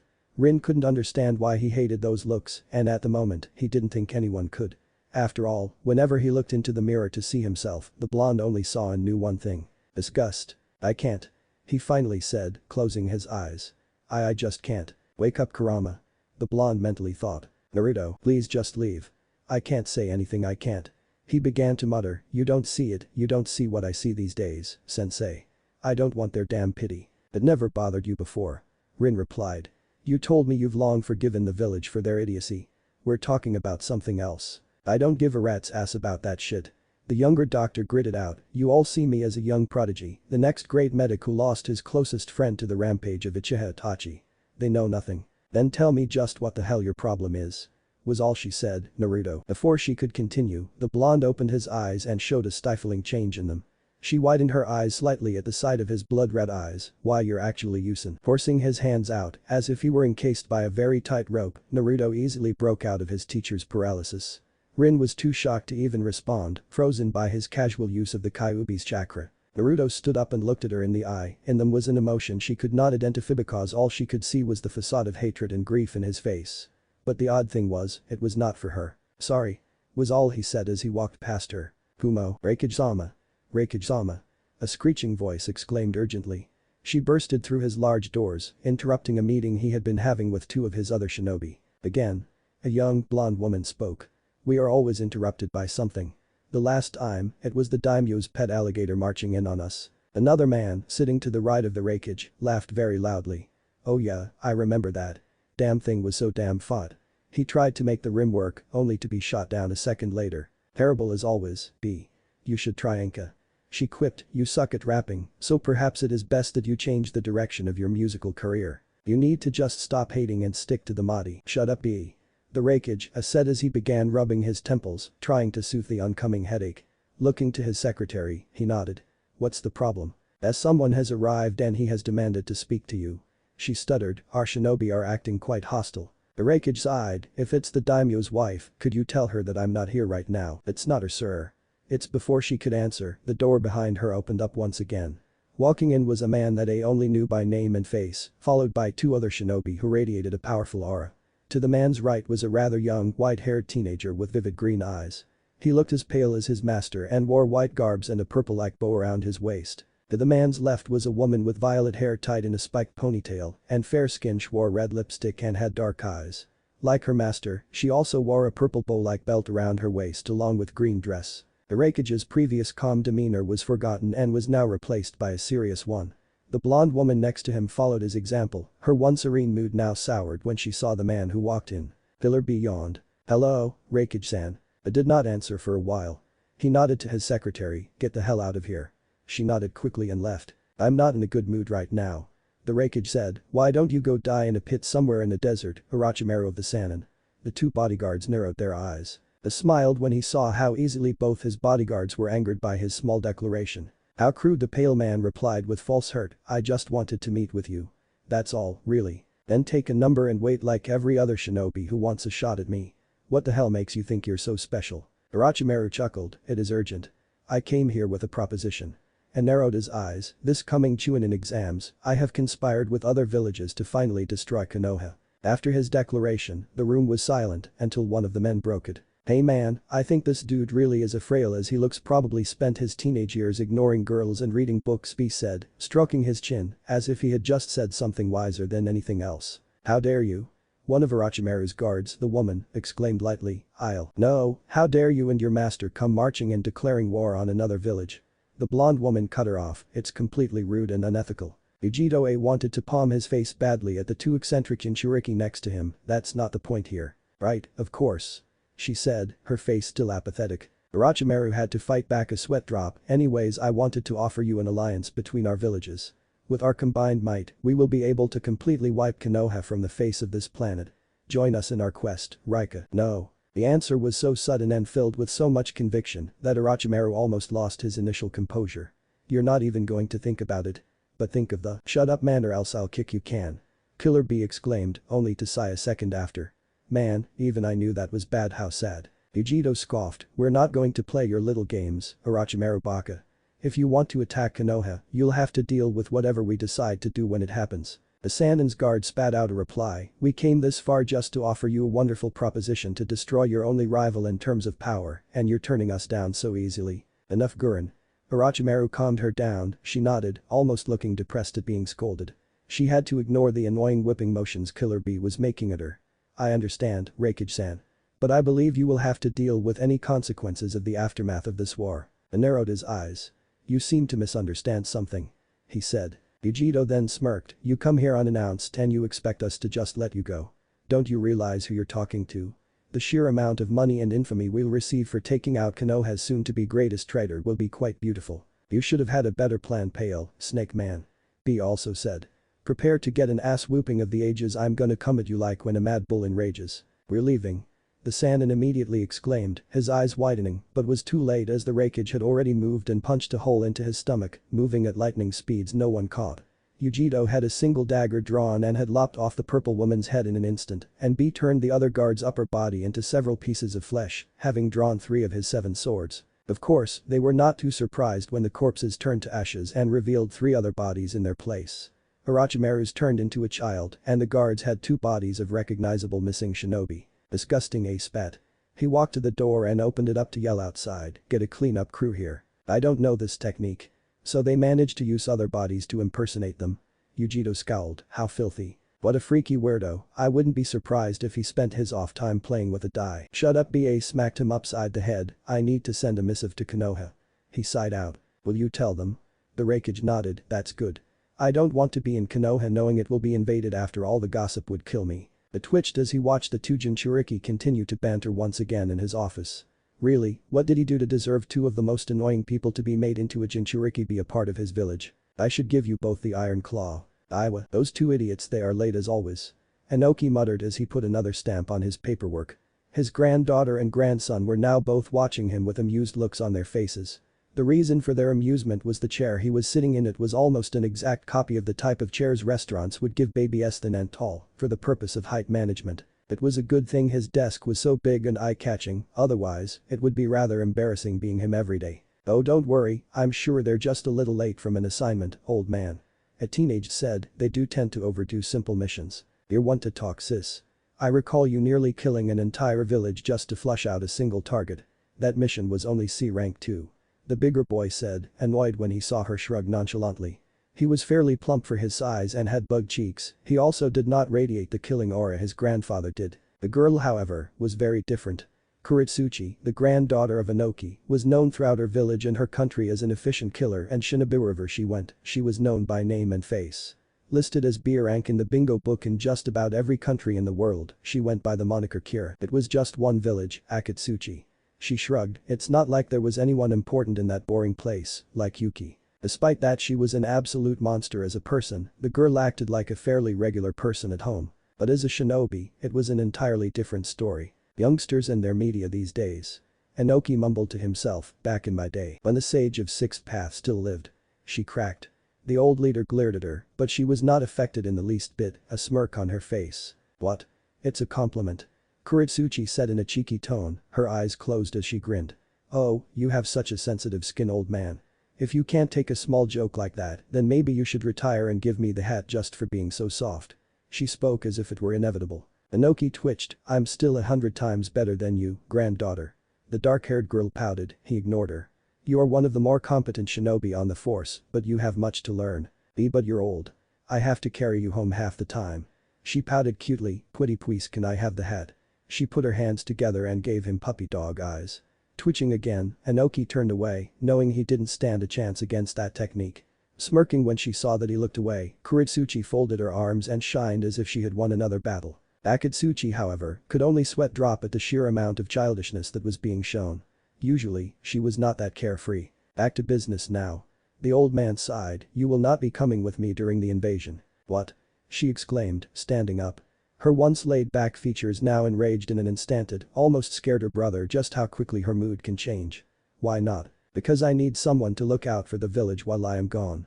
Inoki bit out, "If I don't make it out alive, then you will be the Tsuchikage, granddaughter. Aren't you happy?" "TCH. For one, you're not going to die because you're still too damn powerful. 2, if you actually did die, then one of those 2 late idiots would become Tsuchikage, not me. 3, you actually thought I would let my old man go to war alone." She yelled out the last part, "I won't lose you to Konoha too, old man. They've taken almost everything else." Her parents were killed during the Third World War. Of course, she had only been a child then, and by that time, all she knew was the name of the man that killed them in battle. To be frank, the name of the man who killed their family was the same for many people in Iowa. Namikaze Minato's legendary rampage was known throughout the world as one of the most bloodiest affairs in the history of the 5 great nations. A one-man army who had walked in, outnumbered nearly 20 to 1 and came out the victor. His once pure yellow hair soaked with the blood of the good men and women of Iowa. They called it the Gao Massacre, named for the location of the Battle Gao field. No one had truly understood what he did at the time of the assault, but they all knew one thing. That it all happened in a yellow flash. My decision is final. He sighed. You will be staying here. She gritted her teeth hard and was about to answer until the sound of a door opening caught their attention. Sighing again, granddaughter, I called you here because if we fall, then you will be taking over the village. These two, he pointed at the two who had just entered, will be accompanying me to Konoha during the third exam. The man on the right was wearing a large headpiece consisting of a three-pointed crown-like ridge, bearing both his Iwagakure forehead protector and ring, and a prominent black piece of armor running across his cheeks and the bridge of his nose. His hair was red, and he wore a long-sleeved shirt and pants, followed by a brown armor and several pieces of mesh around on it. This was Rashi, the Jinchuriki of Son Goku, the four-tailed monkey god. The man on the left was the tallest figure in the room. He wore what people called a red steam armor with a furnace on the back to emit steam. He has light brown eyes, and his armor extends all the way to the bottom half of his face, covering it up. Underneath the armor covering the bottom half of his face, he wears a white cloth which also covers both sides of his face and the top of his head. Aside from his red armor, he also wears a red straw hat. This was Han, Jinchuriki of Kakuo, the five-tailed horse. You called, Inoki. The man on the right, Rashi was the name he went by, drawled out. His voice was deep and laced with annoyance. I was in the middle of something. As was I. The man on the left, Han, gritted out. His voice came out as if it were being modified, and it gave a fairly chilling factor. Tough. Inoki gritted out, I have a mission for the both of you. During the third stage of the next Chunin exams, hosted in Konoha, you two shall be my bodyguards. You will also be key factors in the upcoming invasion. Do you accept? The two men shared a look and shrugged. It's not like we have a choice. Rashi replied, his eyes narrowing. Although, I'm surprised you would want to attack Konoha, have been what, 3-time losers now? He laughed out. Han chuckled as well, he's correct. Konoha is quite formidable, and I have no intention of fighting any of the Sannin if they show up. Weaklings. Kuritsuchi exclaimed angrily, we'll destroy Konoha for sure. The Yellow Flash has been dead for nearly 14 years now, and unlike them, we've only gotten stronger over those years. With the loss of Orochimaru and the Uchiha clan, they will truly be vulnerable. With 3 nations against 1, we will surely be victorious. Oh, to be young and naive. Rashi replied wistfully, Konoha had been hailed as the best village for a reason, you know. And 3-on-1. Don't be foolish, Kumagakure will take action, and it won't be against Konoha. What? The girl replied, shocked by the statement. How would you know that? Orochimaru has yet to contact us about it. Han laughed again. Foolish girl, have you not been following the news feed? The Yondaime Reikage is not like his father, the great warmonger is a man of honor and peace. Despite his great power, he has learned that only through peace will his family be safe.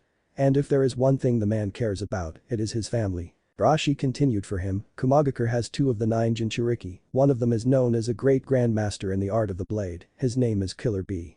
The other is the famous tactician of Kumo, Nai Yujido. Her mind is as dangerous and sharp as any Nara in Konoha, or so they say. He sighed before going on with his monologue, if Konoha manages to recall Tsunade, then we'll seriously be in trouble. As if they didn't already have enough great medics anyways. Uzumaki Naruto is not known as the immortal without reason, and his master, the White Witch, is just as formidable. If Konoha allies with Kumo, then they'll have gained 2 of the 9 Jinchuriki. The 2-tailed cat and the 8-tailed ox demon.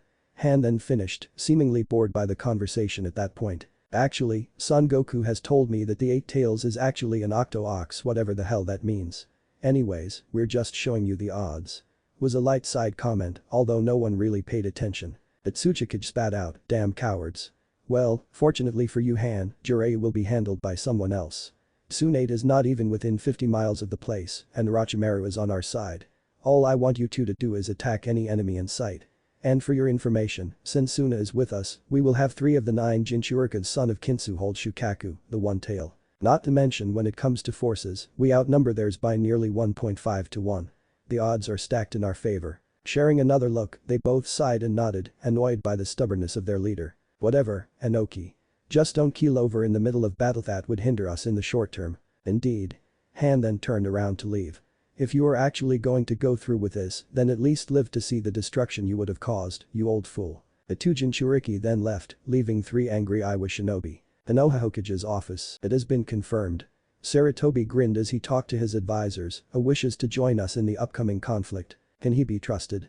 Kaharu, Saratobi's old teammate, asked.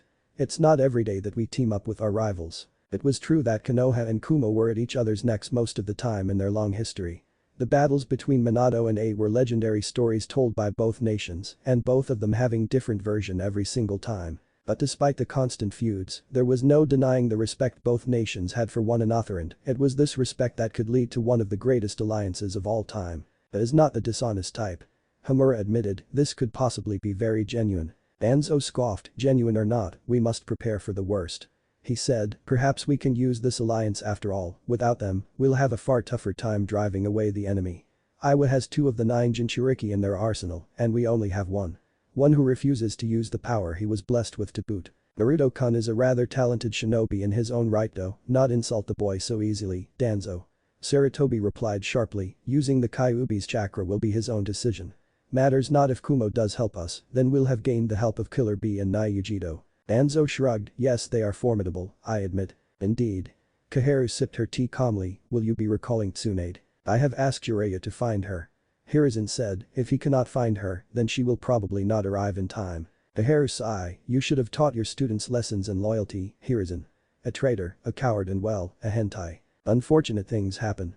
He sighed as well, knowing that Tsunade would probably not return. Our medics are fin, it's just a damn shame that she won't return. We don't need that woman.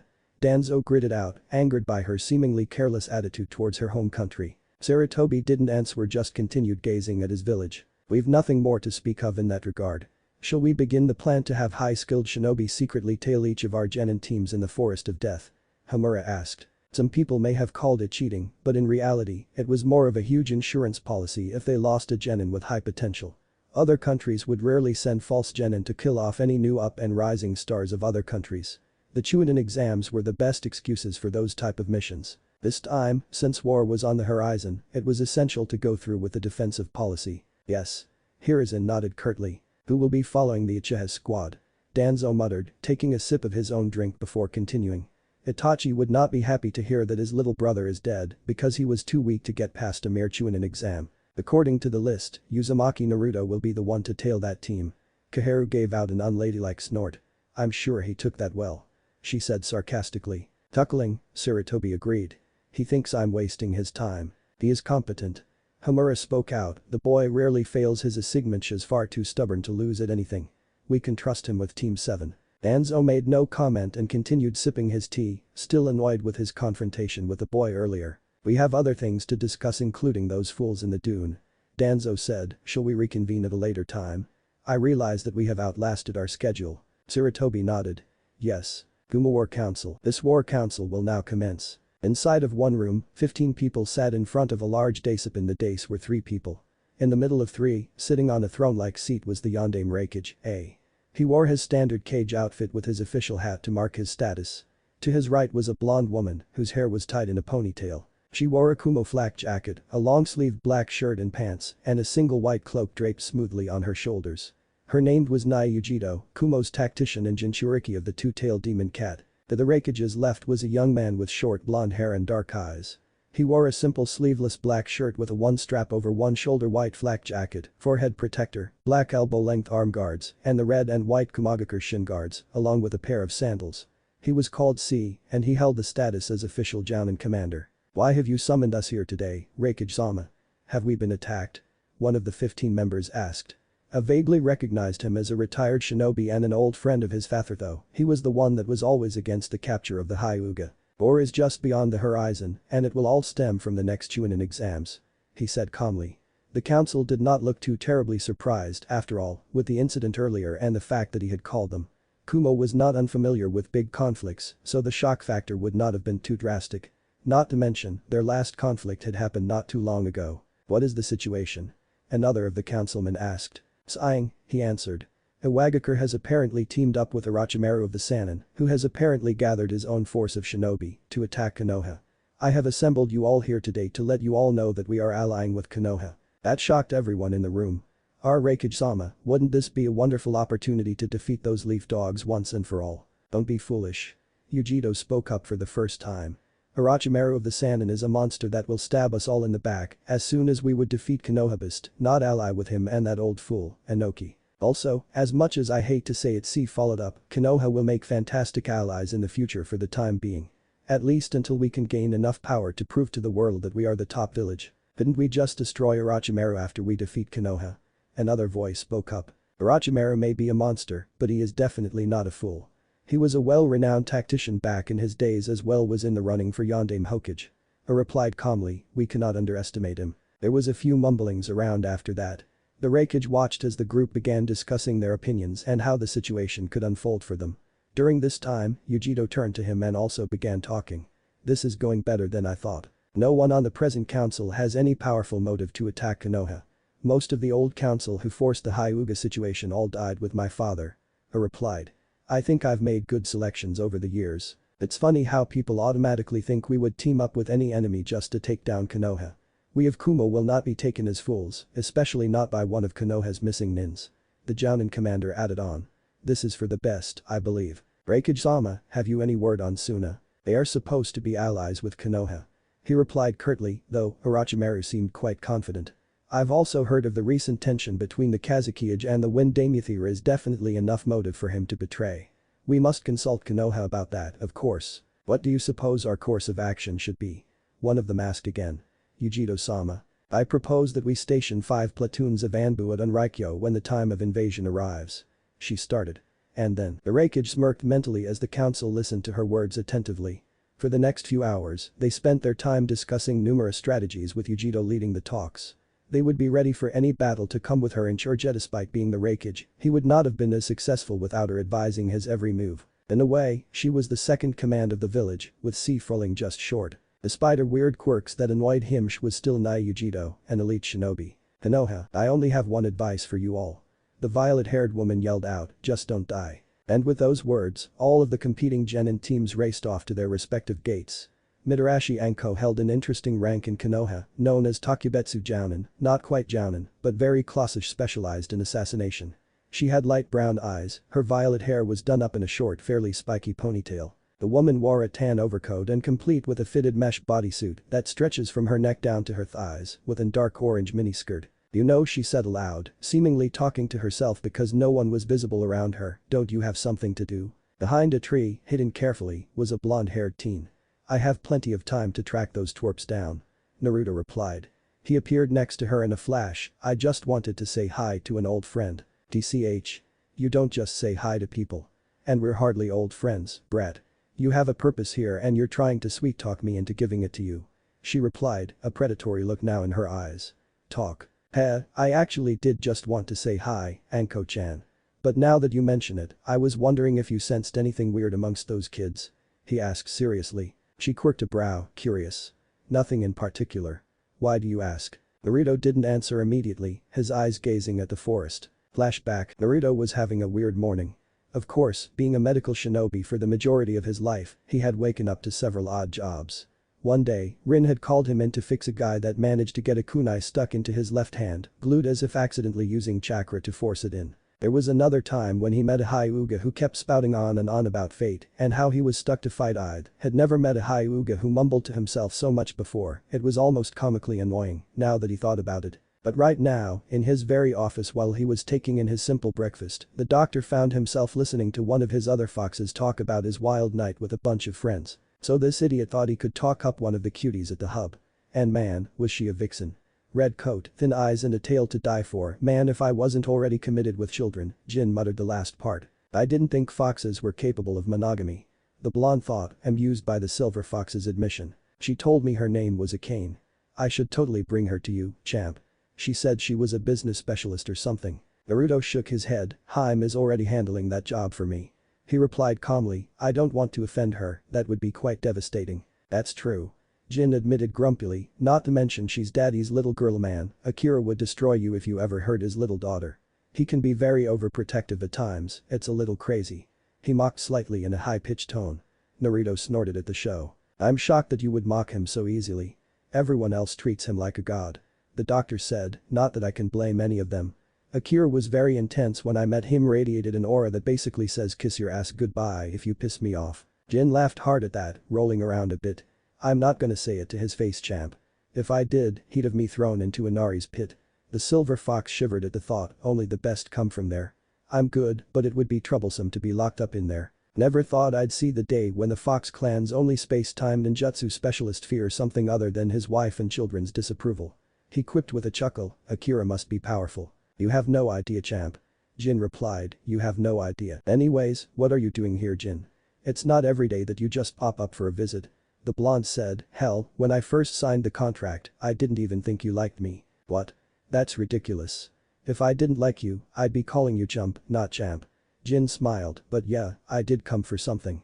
Word on the street is Konoha will soon be under attack from several villages. Are we now? He replied sarcastically, having already known for a week now. I sure hope Kumo isn't in on it, I remember how powerful their shinobi are. Especially that idiotic rapper and kitty. The fox sweat dropped. You are referring to two of the most powerful humans in your world as the idiotic rapper and kitty? Jin asked calmly. Naruto nodded, making the elder fox smirk. See, that's why I call you champ. Anyways, like I was saying before when I heard about it, I had to come running to see what you were gonna do. It's been ages since this place has been invaded, not since the Second War one think. Why do you care? Naruto asked shrewdly, Konoha's problems are not the Fox clans. Are you kidding me, champ? The guys back home love you. If you die, then we'll be losing a good man. Jin told him, we foxes take care of our own. How touching. Naruto wasn't really sure how to feel about Jin's words. For years now, he and the foxes had a rather fair relationship, but he never expected such a show of camaraderie from Jin of all foxes. But I assure you, I won't die. I'm not infamous for nothing, you know. You see, that's what we all thought too, champ. Until we found out just who the hell you guys were going up against. You see, your opponents have even caught the eye of Akira. The blonde narrowed his eyes, what are you saying? I realize that I was probably one of them, I'm not too sure who else is in on it though. Odo. Jin said, according to our sources, Odo will be our enemy. Naruto quirked a brow at the our statement. Our enemies are Odo, Iwa and Suna. We are allied with Suna.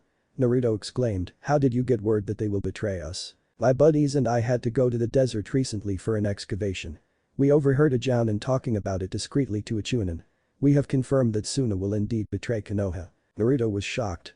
Of course, he realized that war was coming, but he didn't think they would be this outmatched for Suna to defect meant that they would be surrounded completely by hostiles. Things were not looking good. And Kumo? He asked, if Kumo attacks us, we're finished. No, we have no word on Kumo. I think you should go tell the old guy about Sune probably already suspects it, but a confirmation will make preparation easier. Naruto nodded, is there anything else? Beware of a red-headed boy. Jin replied, as if reciting a quote he had been told. The desert foxes think that he will be the dark horse threat of sorts from Suna. He'll be the most dangerous other than their boss, Kinsu I think he was named. Kinsu, the fourth Kazekage. The golden Superman, Kinsu. Yes, I know of him, unfortunately. Was Naruto's grim reply, he is easily one of the world's most powerful shinobi. Inoki, Kinsu and Orochimaru they will not be easy to overcome. Not to mention Jin suddenly stopped mid-sentence. Naruto seemed bemused for a moment and spoke out to him. Something wrong? Jin looked at him as if he were crazy, you don't feel that. His voice was low, caution tainted in it. Really? Narrowing his eyes and tilting his head slightly, he asked, feel what? Naruto then began stirring his tea slowly and took a slow sip before closing his eyes in order to focus on his surroundings.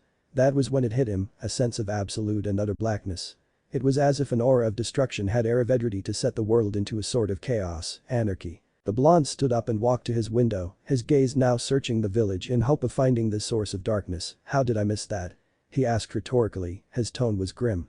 What is that? I don't know, champ. Jin replied slowly, but it is without a shadow of a doubt, your enemy. Naruto nodded, I need to talk to the Hokage. I'll see you later. He breathed out, the fox agreed and then disappeared without a sound, leaving the blonde to think to himself for a moment. Who are you? There was no answer as the village stayed the way it was in his sight. Then flashback, I just felt something odd earlier.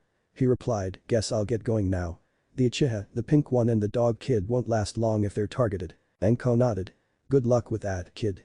I pity you, I would hate to get this crappy mission. And with that, she walked off leaving the blonde to go meet his fate in the forest of death. It was a dark, humid night. The stars were shining brightly down upon the eerie forest. The trees were high above the ground from what Team 7 could see, as they were now camped in a secluded area away from any scenes of battle. Uchiha Sasuke had led his team to fight to other squads a couple times already, and both bouts were successful but ultimately in vain, as their goal was still incomplete. They had the Earth Scroll and needed a Heaven Scroll, something the last two opponents lacked, unfortunately. What a day, Kiba muttered quietly, scratching a wound he had gotten earlier on his ribs. A couple of range shinobi had managed to catch him by surprise when he was taking a leak away from his teammates. Luckily, Akamaru had sensed them instantly when they revealed themselves. Didn't think range shinobi were so good at masking their scent. We can't underestimate anyone here, Kiba. Sakura was the one who had bandaged him after the fight, we'll lose for sure that way. Of course, with Sasuke-kun here, I doubt we'll lose to anybody. Was her quiet exclamation. HN. The raven-haired boy grunted, quiet.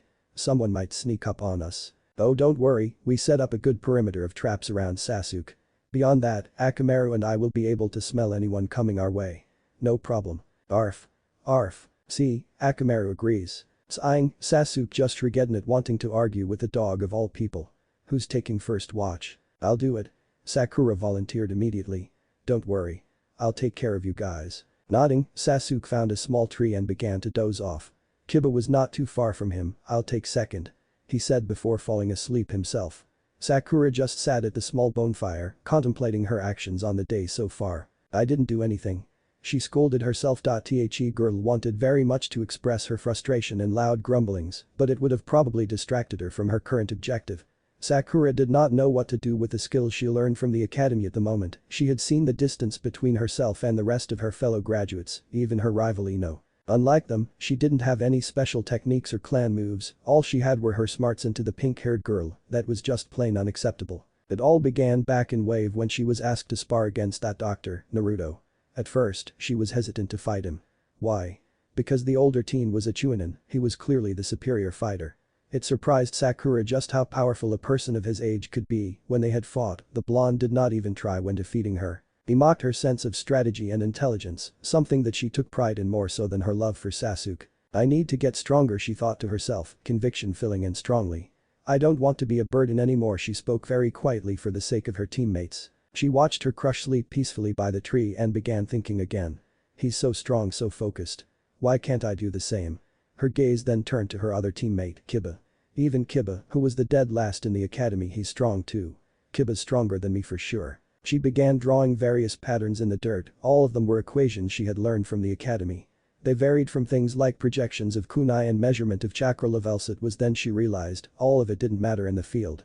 The academy taught this in order for children to understand the rudimentary science behind it all. It was not applicable in the field. But she wanted to make it so that this information was usable. She didn't want to feel useless and weak. Maybe I should listen to Kakashi-sensei. Naruto-sensei was strong, I hope he'll teach me again. Her Jounin-sensei had recommended that she learn medical techniques. He had told her to seek out Naruto and bug him until he gave in to teach her. Of course, Sakura thought the Jounin was kidding at first because the blonde didn't seem like the type to teach her anything. He had been incredibly harsh when addressing her. The blonde would mock her, let out snide comments about how incompetent the academy was, and pretty much made fun of her the entire time during their tenure at Wave Country. Actually, she still thought he was joking. What a jerk. She sighed. Close by. Achoo. Naruto sneezed quietly into his elbows. Someone is talking about me. At the moment, the elite doctor was sitting quietly on top of a tree branch far above the resting genin. Night had fallen and all movements around him had ceased, although unlike the genin below him, he was not in the least bit relieved yet. I'll catch some sleep when the dog kid takes watch. He thought tiredly. Good thing he's still a fresh genin.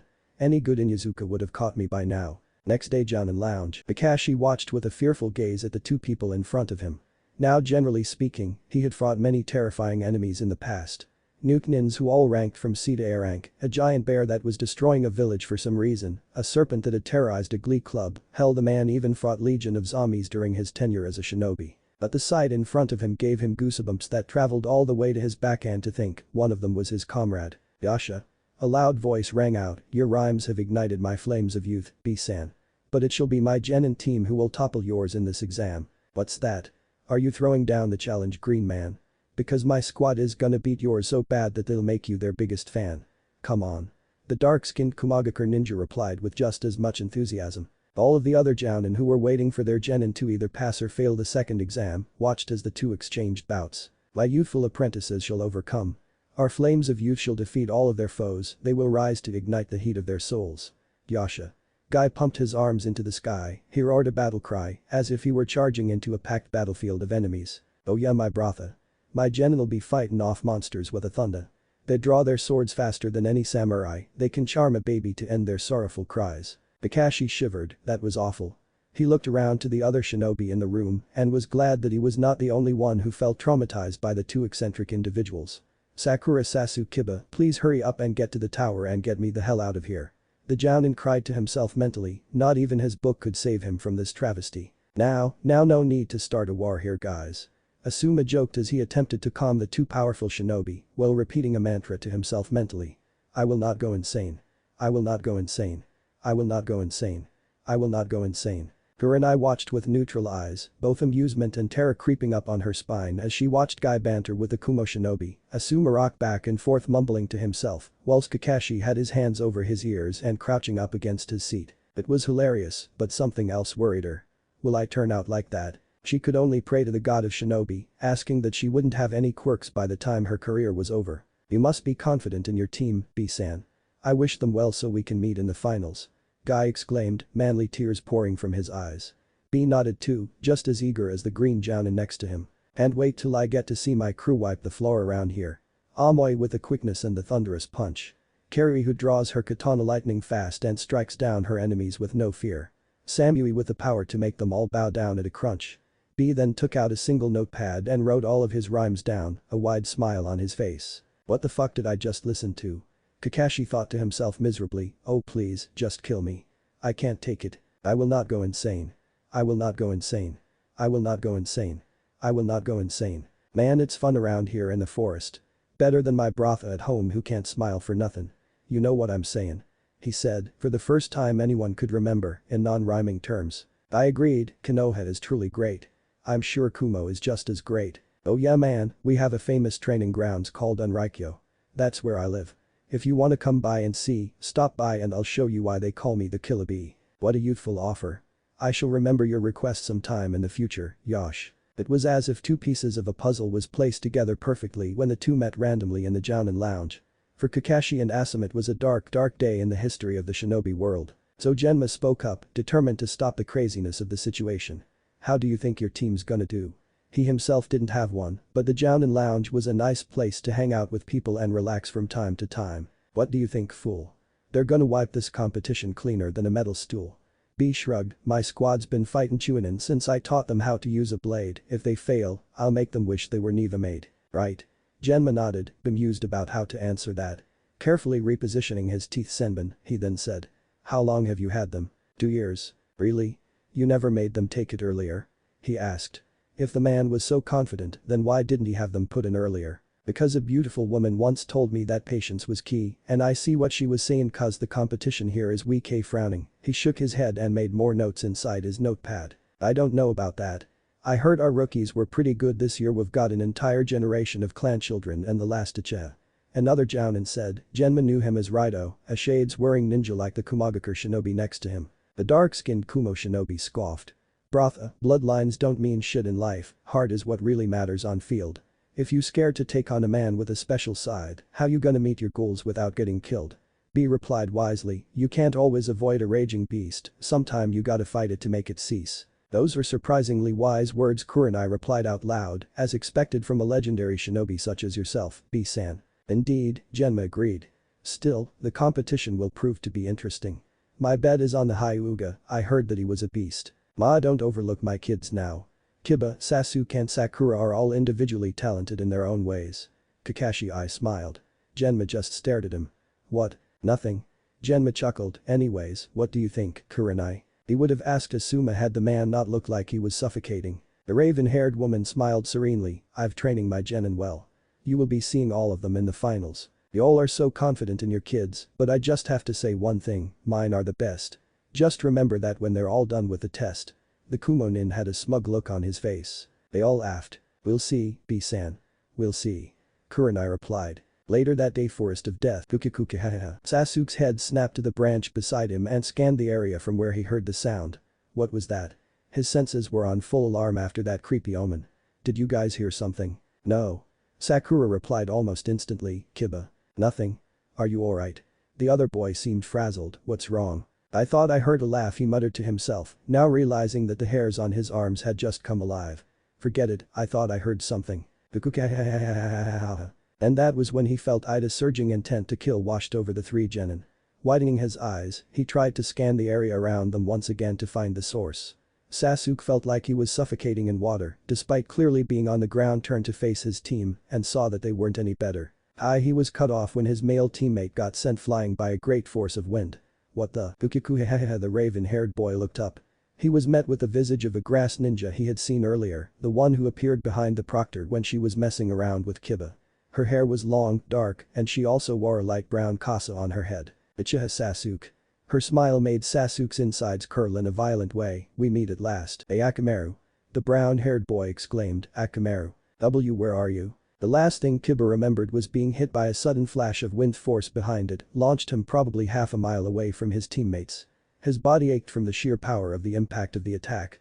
During his flight, he also lost his partner, Akamaru, somewhere. He was dazed and isolated from his friend. The boy was simply unprepared for what was next to come. The